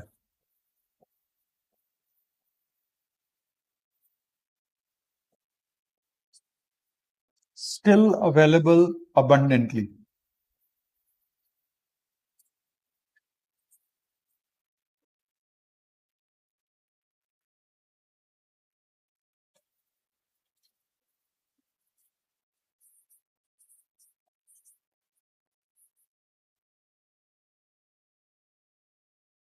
अफोर्डेबल हैं दूसरे सोर्सेज की तुलना में।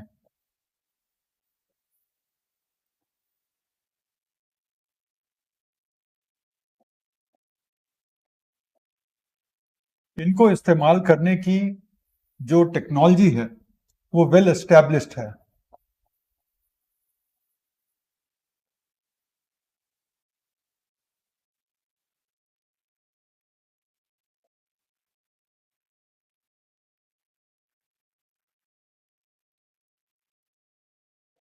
वेल एस्टैब्लिश्ड टेक्नोलॉजी है, ठीक है, सुस्थापित टेक्नोलॉजी। तो ये सब कुछ ऐसी चीजें हैं जो इनको बड़ा ही पॉपुलर बनाती हैं। अफोर्डेबल है, हर किसी को चाहिए कि एनर्जी की सोर्स आपको सस्ती मिल जाए। हर किसी को चाहिए कि एनर्जी का सोर्स ऐसा हो जिसको इस्तेमाल करने की टेक्नोलॉजी ऑलरेडी अवेलेबल हो। जाहिर है यहाँ पे है, कैसे है? पेट्रोल पे चलने वाली कार, पेट्रोल पे चलने वाले बाइक, मोपेड, स्कूटर, आप जाएं आराम से मिल जाएगी। लेकिन आज भी इलेक्ट्रिक व्हीकल उतने आराम से नहीं मिलेगी। हो सकता है कि इलेक्ट्रिक व्हीकल वाले कार ज्यादा महंगे मिले, लॉन्ग टर्म में उनके रनिंग कॉस्ट पे आप पैसे बचा लेंगे, लेकिन फर्स्ट टाइम आपके पैसे ज्यादा लगेंगे। दुनिया के सारे हिस्से में ये टेक्नोलॉजी क्या इजीली अवेलेबल है? बिल्कुल नहीं अवेलेबल है। तो टेक्नोलॉजी अभी वेल एस्टेब्लिश पूरी दुनिया में वैसे नहीं हुआ है जैसे हाइड्रोकार्बन का हुआ है। सिमिलरली अगर हम बात करें कि क्या lithium ion battery easily available हैं? क्या जो ऑल्टरनेट सोर्सेज हैं वो वर्ल्ड में हर जगह हम अप्लाई कर सकते हैं? तो बहुत सारे जगह हमें ना बोलना पड़ेगा। तो जिस प्रचुरता के साथ ये अवेलेबल हैं, जिस तरह से अफोर्डेबल हैं और जिस तरह से इनको यूज करने की टेक्नोलॉजी अवेलेबल है, ठीक है, जो कि आज की डेट में चूंकि वेल एस्टेब्लिश्ड है, तो वो एक सिंपलर टेक्नोलॉजी भी मानी जाती है। तो वो सारी चीजें जो हैं वो आपको नहीं मिलती, वो सारी चीजें आपको नहीं मिलती हैं जब हम नॉन हाइड्रोकार्बन रिसोर्सेज पे जाते हैं। तो क्या हमें हाइड्रोकार्बन इस्तेमाल करते रहना चाहिए? आंसर है कि बिल्कुल नहीं। हाइड्रोकार्बन के अपने नुकसान हैं और बड़े सीरियस वाले नुकसान हैं। नुकसानों की बात करते हैं अब। क्वेश्चन देख लूं एक बार आप लोगों का।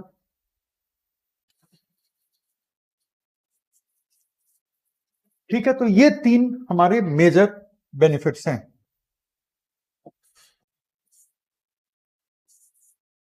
एक और बेनिफिट है जो एक तरह से आप कह लीजिए सोशल बेनिफिट है, वो ये है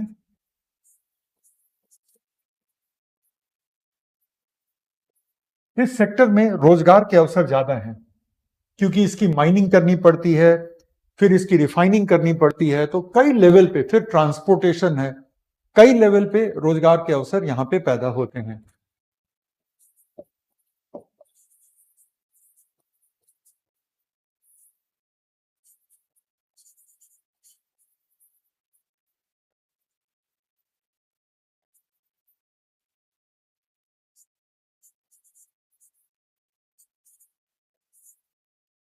ठीक है, अब हम आते हैं इसके ड्रॉबैक्स पे। ड्रॉबैक्स का मतलब है कि इनके इस्तेमाल से जो कंसर्न उत्पन्न होते हैं, जो चिंताजनक मुद्दे हैं, अब उस पर आते हैं। ये आई होप कि आप लोगों ने लिख ही लिया है। चल,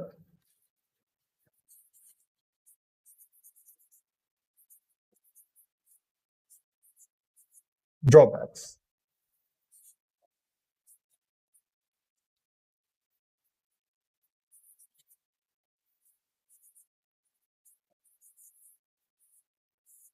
हानिकारक पहलू, सबसे पहला,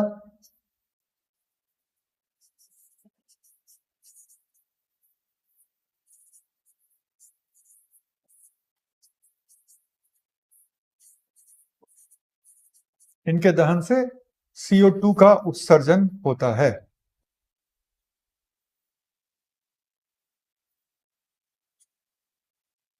CO2 emission on combustion,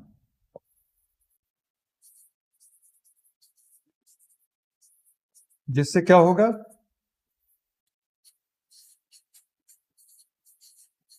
global warming और फिर क्लाइमेट चेंज।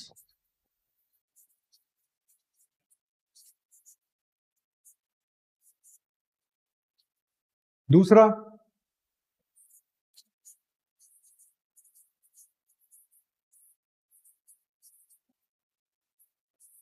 अन्य प्रकार के प्रदूषण। सबसे पहले कोई भी हाइड्रोकार्बन, चाहे वो कोयला हो या डीजल हो या किसी भी तरह का पेट्रोलियम हो, डीजल के अलावा किसी को भी जब आप बर्न करेंगे तो उस बर्निंग से, उस दहन से कार्बन डाइऑक्साइड का एमिशन होता है।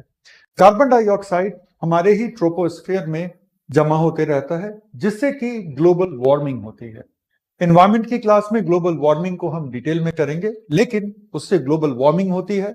ग्लोबल वार्मिंग से क्लाइमेट चेंज होता है।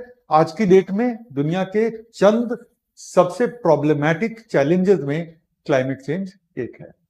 दूसरा, दूसरे तरह के प्रदूषण। जब हम बायोमास की बात करते हैं, पहले बायोमास से हम जीवाश्म और जीवाश्म से फ्यूल ग्रेड हाइड्रोकार्बन को बनते हुए देखे हैं। तो जब आप बायोमास की बात करेंगे तो बायोमास में सिर्फ कार्बनिक रसायन नहीं होते।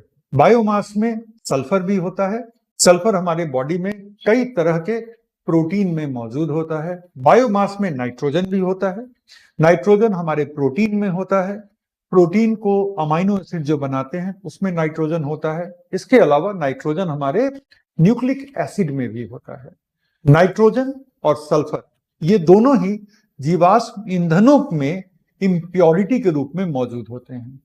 चाहे आप कितना भी उसको रिफाइन कर लें, नाइट्रोजन इम्प्योरिटी और सल्फर इम्प्योरिटी की छोटी मात्रा उसमें बनी रहती है। तो जब आप जीवाश्म ईंधन का कंबशन करते हैं तो उसमें नाइट्रोजन के ऑक्साइड और सल्फर के ऑक्साइड दोनों ही ऑक्साइड रिलीज होते हैं और ये दोनों ही ऑक्साइड कई तरह के पॉल्यूशन फिनोमेना को रीजन बनते हैं। अगर एक एग्जांपल लें तो एसिड रेन में नाइट्रोजन के ऑक्साइड और सल्फर के ऑक्साइड दोनों का कंट्रीब्यूशन है। सल्फर के ऑक्साइड का कंट्रीब्यूशन ज्यादा है, नाइट्रोजन के ऑक्साइड का कंट्रीब्यूशन थोड़ा कम है, लेकिन कंट्रीब्यूशन दोनों का ही है। अगर आप सिमिलरली देखें तो आप ये देखते हैं कि सरफेस लेवल नाइट्रोजन और सल्फर ऑक्साइड से आंखों में जलन, ब्रीदिंग में डिस्कंफर्ट, इस तरह की भी प्रॉब्लम होती है। और ये सारे के सारे जीवाश्म ईंधन में, चाहे वो कोल हो, पेट्रोलियम हो, हर जगह मौजूद होते हैं। तीसरा एस्पेक्ट एक और है, वो किसी अन्य पॉल्यूशन में पार्टिकुलेट मैटर। कभी भी ऐसे इलाके में जाएं जहां पे थर्मल पावर प्लांट चल रहा है, वहां पे आप देखेंगे कि पेड़ों की पत्तियां एक काले पाउडर से कवर्ड हैं। वो काला पाउडर क्या है? पार्टिकुलेट मैटर है। जब आप जीवाश्म ईंधन को बर्न करते हैं, और खास तौर पे ऐसे जीवाश्म ईंधन को जो बहुत ज्यादा प्यूरिफाइड नहीं है, तो उसमें पार्टिकुलेट मैटर भी रिलीज होता है। डीजल के पुराने इंजन से पार्टिकुलेट मैटर रिलीज होता था और कोयले से तो पार्टिकुलेट मैटर रिलीज होता ही है। बहुत इंपॉर्टेंट पॉल्यूटेंट होते हैं पार्टिकुलेट मैटर। वो आपके लंग की ब्रीदिंग कैपेसिटी को कम करते हैं और अगर आपके ब्लड स्ट्रीम में चले गए तो बहुत तरह के सीरियस डिजीज भी इनसे कॉज होते हैं। वो other type of pollution. Other type of pollution के बाद एक और डायमेंशन आता है पर्यावरण पे दूसरे प्रभाव, other environmental effect. Other environmental effect की अगर हम बात करें तो सबसे मेजर इन्वायरमेंटल इम्पैक्ट है कि इनकी माइनिंग के लिए कई बार आपको डेंस फॉरेस्ट को काटना पड़ता है। पेट्रोलियम के जो मेजर या कोल के जो मेजर रिसोर्सेज आज की डेट में बचे हुए हैं हमारे कंट्री में, वो सब डेंस फॉरेस्ट के नीचे दबे हुए हैं। और डेंस फॉरेस्ट को काटे बगैर उनकी पूरी की पूरी माइनिंग हो नहीं पाएगी। माइनिंग की बहुत सारी टेक्निक निकाली गई है, लेकिन कोई ऐसी टेक्निक नहीं है जो एकदम से पूरे के पूरे कोल रिजर्व को निकाल भी ले, डेंस फॉरेस्ट को भी छोड़ दे। ये नहीं होता। तो पेड़ों की बड़े पैमाने पर कटाई होती है। अगर उसके उस एरिया में गांव वगैरह बसे हुए हैं तो लोग डिस्प्लेस होते हैं, तो वो क्या हुआ? सोशल इफेक्ट हुआ। और कोल माइंस या थर्मल पावर प्लांट के आसपास जो लोग रहते हैं, उनके हेल्थ पे पॉल्यूशन का, उनके हेल्थ पे पार्टिकुलेट मैटर का बहुत बुरा प्रभाव पड़ता है। तो ये सारे प्रॉब्लम्स हैं हाइड्रोकार्बन को यूज करने के। तो इसको फटाफट हम लोग अब पूरा करते। तो अन्य प्रकार के प्रदूषण में, जिसको हम कहते हैं अदर टाइप्स ऑफ पॉल्यूशन, में आ जाएगा nitrogen dioxide and other oxides of nitrogen. इसी तरह से sulphur dioxide and other oxides of sulphur.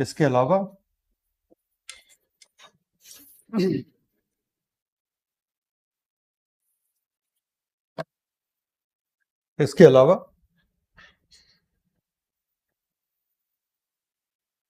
Particulate matter. Particulate matter से हमारा मतलब क्या हुआ? पार्टिकुलेट मैटर से मतलब हुआ जो सूक्ष्म कण वाले जो पॉल्यूटेंट होते हैं वो। फिर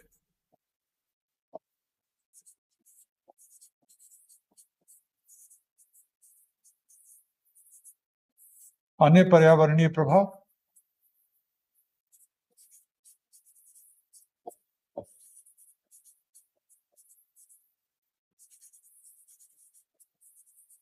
other environmental effects,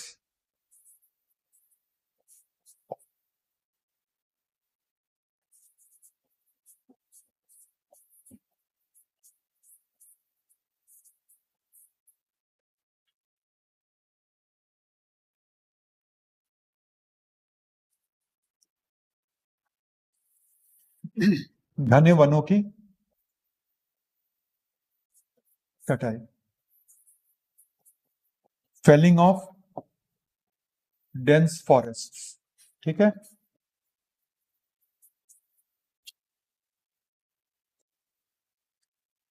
दो और हैं।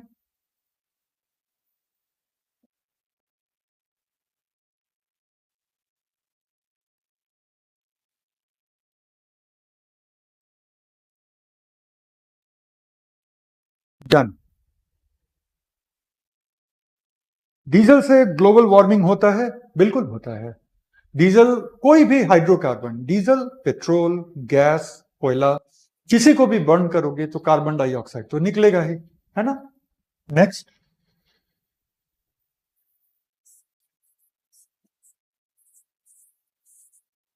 Social impact.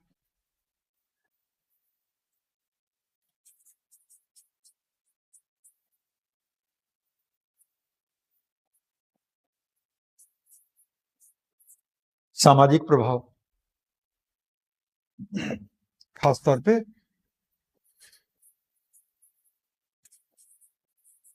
विस्थापन,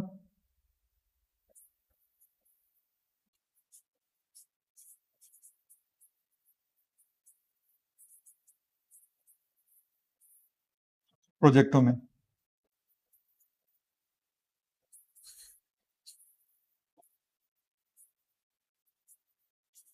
डिस्प्लेसमेंट ड्यू टू माइनिंग, और पांचवा है हेल्थ इम्पैक्ट्स।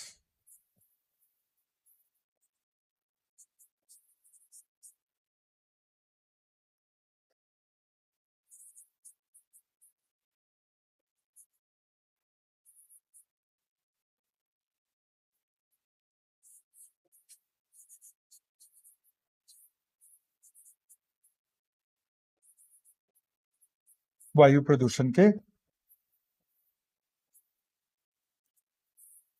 कारण। ठीक है, तो ये इसके हानिकारक प्रभाव हो गए। तो कुछ बेनिफिशियल थे। आज के डेट में इसके हानिकारक प्रभावों को लेकर लोग इतने जुनूनी होते हैं कि इसके बेनिफिशियल इफेक्ट को भूल जाते हैं। लेकिन आप सिविल सर्विस के एस्पिरेंट हैं तो आपको बेनिफिशियल एस्पेक्ट का भी पता होना चाहिए। कोई भी कंट्री क्यों आज भी हाइड्रोकार्बन का इस्तेमाल कर रहा है? हर कंट्री के पास हाइड्रोकार्बन को फेज आउट करने की योजना है कि कैसे हमारी इकोनॉमी हाइड्रोकार्बन पे अपनी निर्भरता को आने वाले वक्त में कम करेगी। There is no doubt about it. लेकिन एट द सेम टाइम आज की डेट में हम क्यों यूज कर रहे हैं? क्योंकि इसके कुछ बेनिफिट्स तो हैं। तो बेनिफिट्स भी पता होना चाहिए और इसके चैलेंजिंग एस्पेक्ट भी पता होना चाहिए। बेनिफिट से यह समझ में आता है कि आज कोई भी कंट्री क्यों यूज कर रहा है, और इसके हार्मफुल इंपैक्ट से यह होता है कि क्यों कोई कंट्री हाइड्रोकार्बन से मूव अवे करने की कोशिश कर रहा है। ठीक है, अब हम आते हैं, पहले आप ये लिख लो फिर हम आते हैं।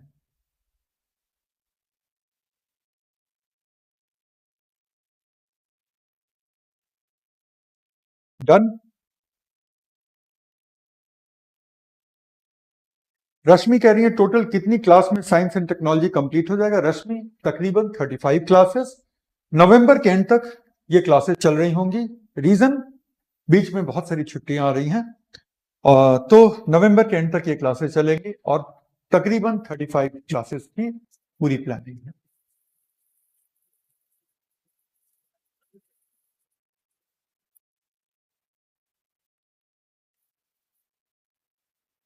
चलो, अब हम आते हैं वे आउट।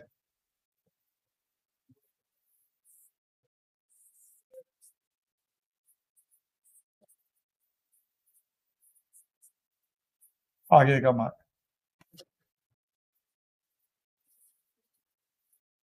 पहला,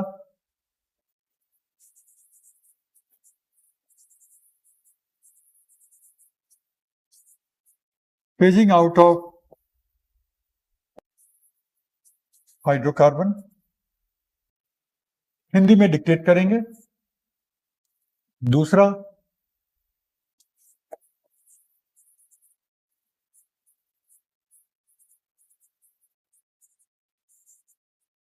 क्लीन टेक्नोलॉजीज। तीसरा,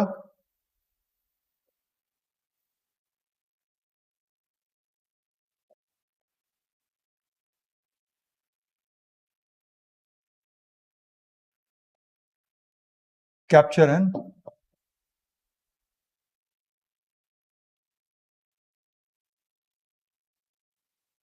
रिक्वेस्टरेशन।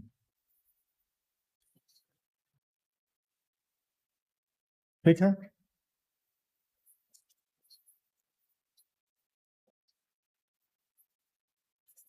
हाइड्रोकार्बन पर निर्भरता,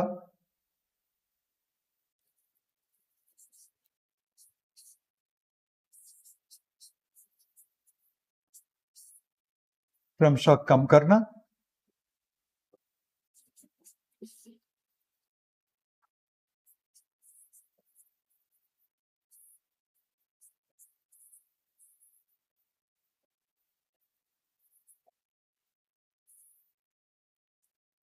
स्वच्छ प्रौद्योगिकी, और दूसरा,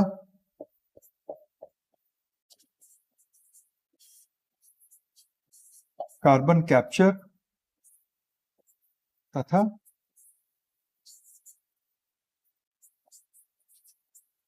भंडारण। तो ये तीन चीजें, तीन ऑप्शंस हैं किसी भी कंट्री के पास। जाहिर है कि हर कंट्री तीनों काम कर रहा है, इंडिया सहित।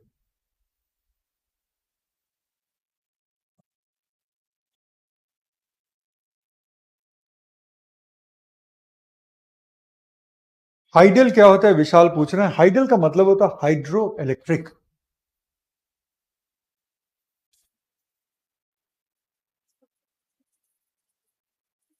डन, चल।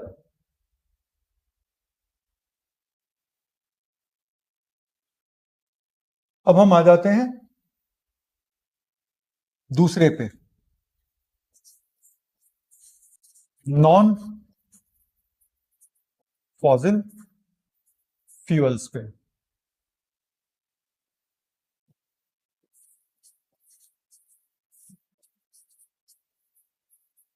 गैर जीवाश्म आधारित ईंधन।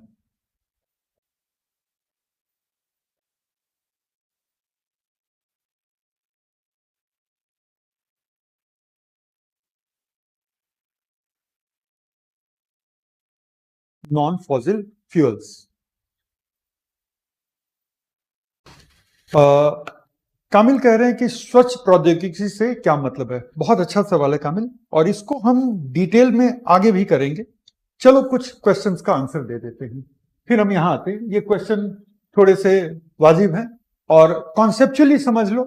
लिखने की जरूरत नहीं है। लिखने की जरूरत क्यों नहीं है वो भी हम बता देते हैं। लिखने की जरूरत इसलिए नहीं है क्योंकि आगे एनवायरमेंट में हम क्लीन टेक्नोलॉजी पर इन डिटेल चर्चा करेंगे। तो उस समय चूंकि क्लाइमेट चेंज का प्रसंग आएगा, और फिर से हम थोड़ा सा फॉसिल फ्यूल को लेकर के क्लीन टेक्नोलॉजी की बात करेंगे। तो एक एक करके इसको थोड़ा सा टच कर लेते हैं। ये तो क्लियर है कि हाइड्रोकार्बन पर अपनी निर्भरता को क्रमशः कम करना। इसमें हर country non hydrocarbon, non fossil fuel में अपनी कैपेसिटी को बढ़ाने की कोशिश कर रहा है। नॉन हाइड्रोकार्बन में सोलर एनर्जी हो गई, विंड हो गया, न्यूक्लियर एनर्जी हो गई। जिन कंट्री के पास टाइडल एनर्जी का स्कोप है, टाइडल हो गया। और जिन कंट्री के पास हाइड्रो इलेक्ट्रिसिटी का स्कोप है, तो हाइड्रो इलेक्ट्रिसिटी हो गया। ये सब के सब नॉन फॉसिल फ्यूल पे बेस्ड पावर जनरेशन के इंतजाम है। इनमें से किसी के भी यूज से कार्बन डाइऑक्साइड रिलीज नहीं होता, किसी भी तरह का एमिशन रिलीज नहीं होता, ना तो वो सल्फर डाइऑक्साइड का, या नाइट्रोजन के डाइऑक्साइड का, या पार्टिकुलेट मैटर, किसी भी तरह का एमिशन इनमें से किसी भी सोर्सेज में नहीं होता। जैसे जैसे आप दूसरे सोर्सेज की कैपेसिटी को बढ़ाते चले जाएंगे, आपकी हाइड्रोकार्बन पे अपने आप निर्भरता कम हो जाएगी। ये पहला है। दूसरा है क्लीन टेक्नोलॉजी, कि जब तक कि आप हाइड्रोकार्बन इस्तेमाल कर रहे हैं, क्यों ना हम हाइड्रोकार्बन को ऐसी टेक्नोलॉजी के साथ इस्तेमाल करें जिसमें हाइड्रोकार्बन इस्तेमाल कम हो, लेकिन उससे जो आउटपुट मिलती है वो उतना ही आउटपुट मिले। दूसरे शब्दों में इंजन की एफिशिएंसी हम थोड़ी बढ़ा लें। अगर आप देखो तो पुराने मोटरसाइकिल 2 स्ट्रोक इंजन पे होते थे। मॉडर्न जितने मोटरसाइकिल हैं वो 4 स्ट्रोक इंजन पे हैं। 4 स्ट्रोक इंजन के मोटरसाइकिल का फ्यूल कंजम्पशन पहले की तुलना में बहुत बेहतर है। इसी तरह से अगर आप कार्स में देखेंगे तो multi point fuel injection MPFI जिसको कहते हैं वो टेक्नोलॉजी आ गई, तो वो भी फ्यूल के इस्तेमाल में काफी सुपीरियर है compare to the older engines. तो ये क्या है, क्लीन टेक्नोलॉजी की दिशा में एक स्टेप है।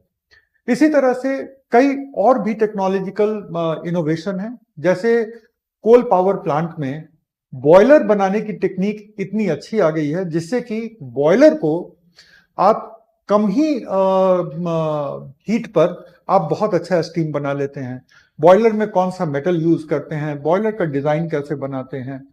फिर एक और तरीका है जिसमें कोल पावर प्लांट से जो गैस निकल रहा है जिसको हम फ्लू गैस कहते हैं, तो जो गैस निकल रहा है तो सोर्स पे ही अगर उस गैस से हम पार्टिकुलेट मैटर को कैप्चर करने की कोशिश करें, नाइट्रोजन और सल्फर के डाइऑक्साइड को कैप्चर करने की कोशिश करें, तो फिर वो क्लीन टेक्नोलॉजी के दायरे में आ जाएगा।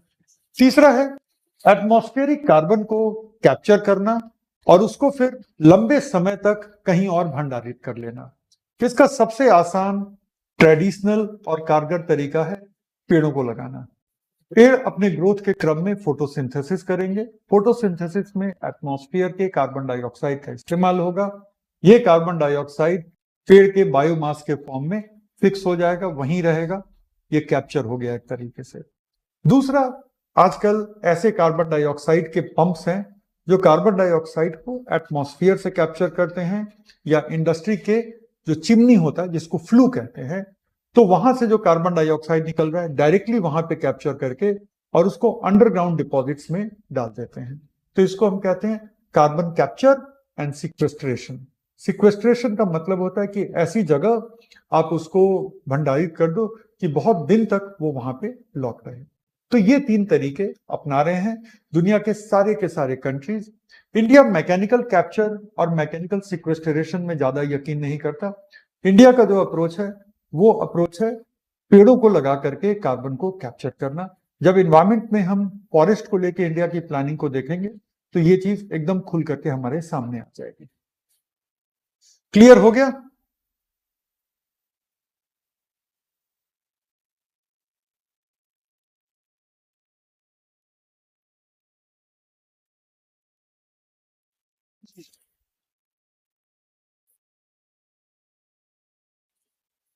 जया कह रही है सर समझाते तो हो नहीं, ओनली लिखवा देते हैं। अब मैं क्या ही बोली। कभी टाइम मिलेगा तो आ जाएंगे तुमसे पढ़ाना सीखने के लिए, है ना। एक से बढ़कर एक भयंकर ज्ञानी लोगों के बीच में आ गया हूं। कई बार मुझे भी लगता है ना कि आप लोगों से थोड़ा सीख लेना चाहिए था पढ़ाना, तब आते।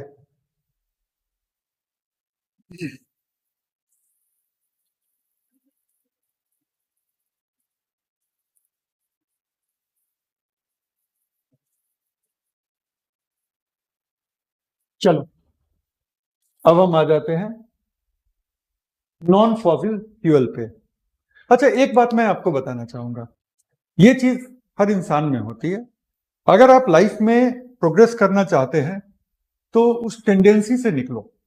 बात चली है तो अब मैं थोड़ी सीरियस मुद्दे पे आ जाता हूं। जया ने लिखा कि सर समझाते तो है नहीं।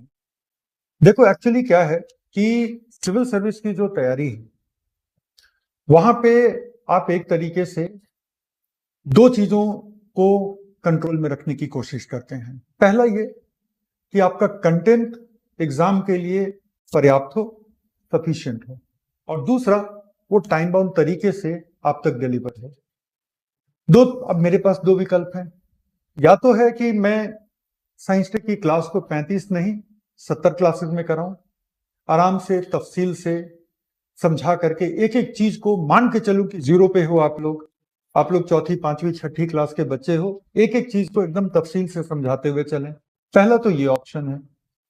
वहां पे मेरे पास ज्यादा विकल्प नहीं है और आप में से भी 90% लोग बोर हो जाएंगे, क्योंकि अगर आपका ये कोर्स 18 महीने का है तो एक मॉड्यूल 70 दिन नहीं चल सकता, सीधी सी बात है। तो पहली बात तो ये है। दूसरी बात ये कि मैं मान के चलता हूं कि 10th तक की चीजें आपको पता है। आप लोग भूल गए होंगे, कई लोग ग्रेजुएशन में होंगे, कई लोग शायद ग्रेजुएशन कर भी चुके होंगे, तो आप लोग भूल गए होंगे, लेकिन उससे रिकनेक्ट होना सिविल सर्विस की तैयारी की पहली कड़ी है। अगर आप नहीं कर रहे हैं, कोई आपके बदले में वो करके आपको देगा नहीं। दूसरा विकल्प है कि मैं सुपरफिशियली पढ़ा दूं, हर चीज को ऊपर ऊपर से टच कर दूं, थोड़ा समझा दूं, थोड़ी कहानी सुना दूं, एंटरटेनमेंट हो जाए, लेकिन कंटेंट ना हो। उसकी कीमत आप एग्जामिनेशन हॉल में जाके अदा करेंगे। और यूट्यूब पे बाहर, क्योंकि आपको नहीं पता है कि एग्जैक्टली क्या रिक्वायर्ड है, तो बहुत ऐसे टीचर मिलेंगे जो आपको बड़ा एंगेज करेंगे, बड़ा इंटरटेन करेंगे, लेकिन एग्जामिनेशन हॉल में जाकर के उनके पूरे इंटरटेनमेंट और उनके पूरे एंगेजमेंट की कलई खुल जाती है, उसका हकीकत सामने आ जाता है। करेक्ट। तो ये दो चीजें हैं, इसलिए मैं प्रिज्यूम करके चलता हूं कि जो चीजें स्वतः स्पष्ट है वो बताने की जरूरत नहीं है, और जहां पर स्टैंडर्ड क्वेश्चन आते हैं मैं वो जरूर बताता हूं। लेकिन मैं जो कह रहा था कि एक ह्यूमन टेंडेंसी है, that is known as externalising one's own failure, कि जिन चीजों में हमारी विफलता है उसके हम बाहरी स्रोत को ढूंढते हैं। मान लो कि मेरा 9th-10th क्लियर नहीं है, मैं थोड़ा सा अपने इनिशिएटिव से इन चीजों को रिवाइज नहीं करता, मेरी समझ कमजोर हो रही है, लेकिन उसको हम एक्सटर्नलाइज कर देते हैं कि वो नहीं समझा रहा, वो नहीं समझा रहे, वगैरह वगैरह। आप एक्सटर्नलाइज जितनी मर्जी करना है कर लो, जितनी मर्जी एक्सटर्नलाइज करना है कर लो, लेकिन लास्टली सफर आप करोगे, कॉन्सिक्वेंस। इसलिए ये आपका एग्जाम है, आपकी जर्नी है, आपको 70% रिस्पॉन्सिबिलिटी लेनी पड़ेगी। इस फैक्ट को, इस हकीकत को जितनी जल्दी समझ के और जितना एक्ट इस पे कर सको करना। ये बात बाकी क्लास में फिर मैं समझाऊंगा नहीं, लेकिन याद रखना कि जब भी आपको लगे कि अब इनको ब्लेम कर देना चाहिए, मतलब इनको से मेरा मतलब नहीं है, किसी को, इंस्टीट्यूट को, मटेरियल को, बुक को, टीचर को, किसी को भी ब्लेम करने का मन करे, तो सबसे पहले अपने आप से पूछना कि क्या मैं अपनी फेलियर्स को एक्सटर्नलाइज तो नहीं कर रहा। हो सकता है कि आप एक्सटर्नलाइज कर रहे हो और आपको खुद से कुछ काम करने की जरूरत हो जो आप उसके बाद करेंगे। सो डोंट एक्सटर्नलाइज, नुकसान आपका होगा। अब हम आते हैं नॉन फॉसिल फ्यूल पे, जो जीवाश्म पर आधारित नहीं है। बेनिफिट ही बेनिफिट है, क्योंकि सबसे पहला बेनिफिट तो यह है कि एनवायरमेंटल जितने इंपैक्ट हैं वो एकदम से जीरो के करीब आ जाते हैं। कुछ एनवायरमेंटल इंपैक्ट तो हैं, लेकिन बाकी इंपैक्ट जो हैं वो तकरीबन तकरीबन जीरो तक आ जाते हैं। सोशल इंपैक्ट कम हो जाते हैं, और सबसे पहली बात, सबसे बड़ी बात यह है कि नॉन फॉसिल फ्यूल के बहुत सारे सोर्सेज ऐसे हैं जो रीन्यूएबल हैं, नवीकरणीय हैं, मतलब कि वो कभी भी खत्म नहीं होंगे, लाइक सोलर एनर्जी। अब आप पूछोगे कि क्या सन हमेशा रहेगा? हमेशा नहीं रहेगा। एक वक्त आएगा कि जब sun as a star will die. हर स्टार डाई करता है, स्पेस साइंस का ये फैक्ट है। तो sun as a star will one day die. हमेशा हाइड्रोजन न्यूक्लियस फ्यूज करके हीलियम नहीं बनाते रहेंगे। आप कहोगे फिर सोलर एनर्जी का क्या होगा? उसके पहले earth will die, don't worry. तो जब तक अर्थ है उससे ज्यादा लंबे वक्त तक सन होगा। So there is no doubt about it. इसी तरह से विंड की बात है। तो जब तक अर्थ है, जब तक अर्थ रोटेट कर रहा है, जब तक अर्थ के सामने सन चमक रही है, तब तक विंड भी होगा। टाइडल का भी वही मामला है। तो दे आर सेल्फ रिन्यूइंग, नवीकरणीय है, अक्षुण है। अक्षुण का मतलब कि नेवर डिमिनिशिंग, इसलिए वो सस्टेनेबल भी हैं कि आप जब तक मर्जी यूज करो, इनका कोई रिजर्व खत्म नहीं हो रहा। जैसे कोल का रिजर्व खत्म होता है, पेट्रोलियम का रिजर्व खत्म होता है, तो ये सारे रिजर्व खत्म नहीं होने वाले। So that is the beauty. Let us see कि क्या है गैर जीवाश्म में।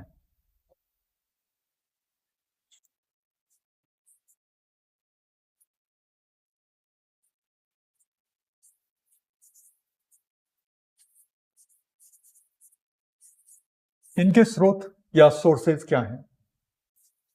सबसे पहले जल विद्युत, इसको हम कहते हैं हाइड्रो इलेक्ट्रिसिटी, और इसी को हम शॉर्ट में कहते हैं हाइडल। सबसे पहले हम बहुत बड़ा रिजर्वायर बनाते हैं जहां पे हम किसी बहती नदी का पानी स्टोर करते हैं, और फिर रिजर्वायर में जब पानी का लेवल अच्छा हो जाता है तो बहुत हाई वेलोसिटी में उस वाटर के फ्लो को हम यूज करते हैं टरबाइन चलाने में। और टरबाइन क्या होता है, स्कूल की किताबों में जाके देखो। और वाटर के फ्लो से जो टरबाइन चलता है उससे इलेक्ट्रिसिटी जनरेट होती है। तो वाटर अल्टीमेटली फ्लो भी हुआ आगे, लेकिन फ्लो जब हुआ तो वो टरबाइन चलाते हुए फ्लो हुआ, और उस टरबाइन से हमने इलेक्ट्रिसिटी जनरेट कर ली। नंबर 1। नंबर 2,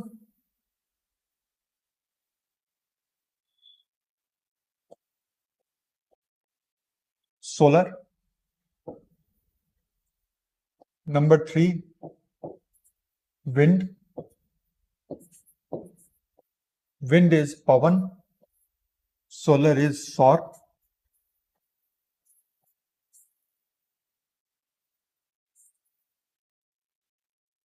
फिर इसके बाद आता है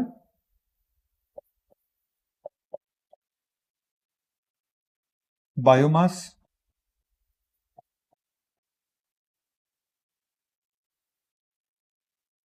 ठीक है,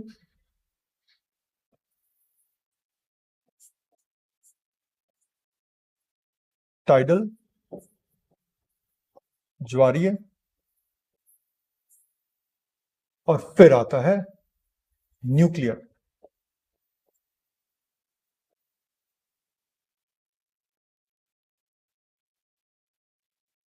नाभिकीय।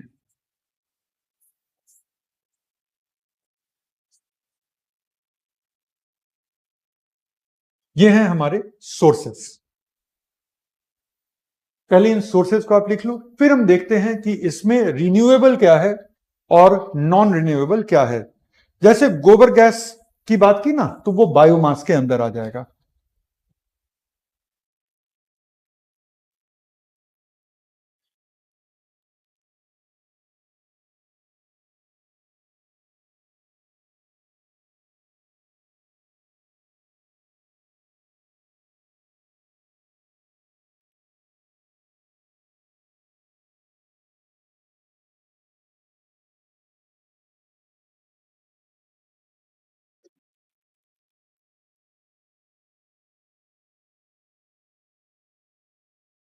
चलो,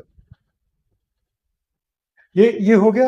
अब हम जरा देखते हैं कि रिन्यूएबल क्या है। रिन्यूएबल का मतलब होता है जो नवीकरणीय है, और उससे ज्यादा अच्छा तरीका होगा सोचने का जो नॉन डिमिनिशिंग है, अक्षुण है, तो वो हो गया। ठीक है, तो लेट अस सी।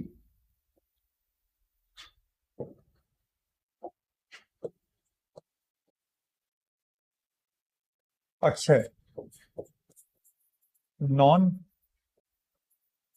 डिमिनिशिंग, जिसको हम कहते हैं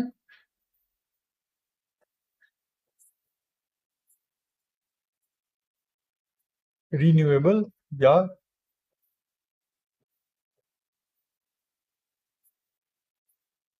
नवीकरणीय। मेनली सौर, पवन,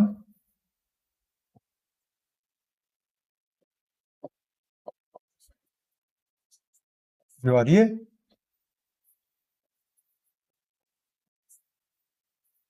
और छोटी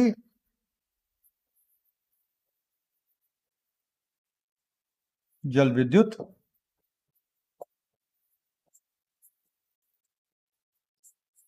परियोजनाएं। स्मॉल हाइडल,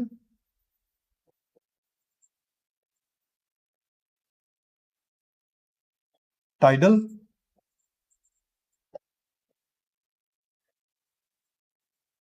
विंड,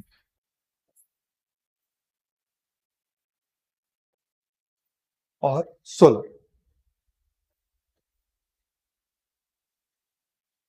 ओके, तो ये हैं अक्षय सोर्सेस। अक्षय सोर्सेस से मतलब कि जो कभी भी डिमिनिश नहीं करने वाले, राइट।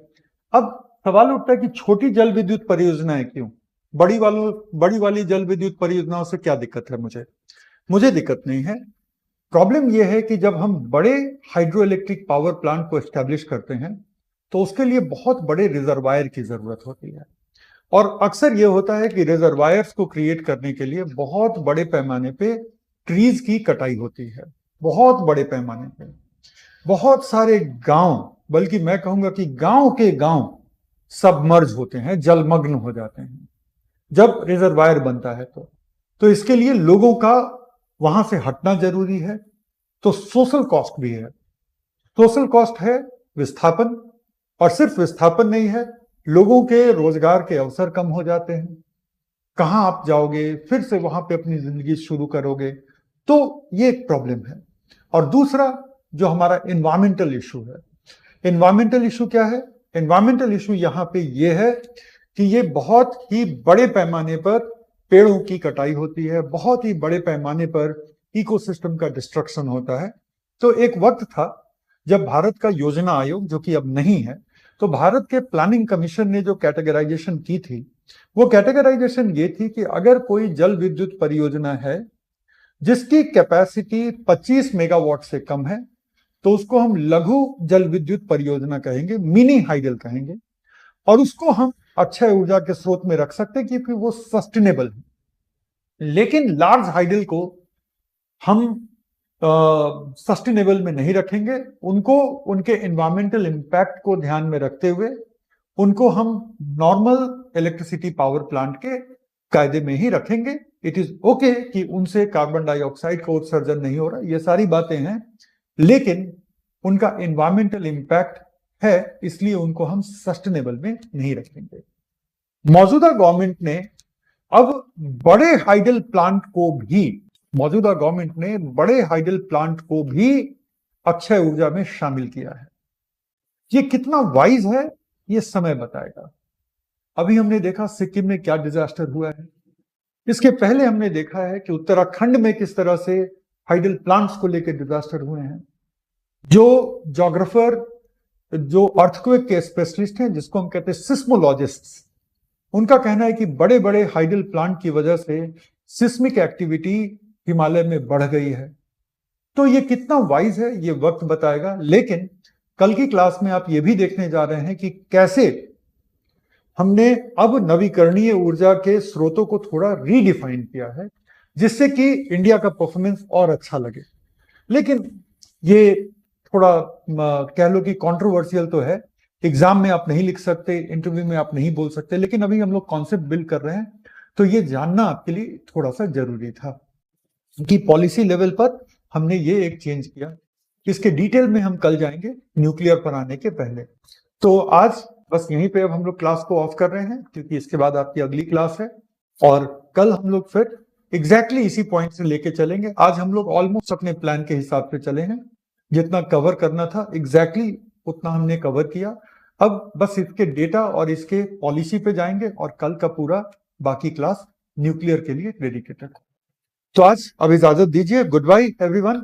अब आप लोग रेस्ट कीजिए और अगली क्लास के लिए तैयार हो जाइए। Good bye.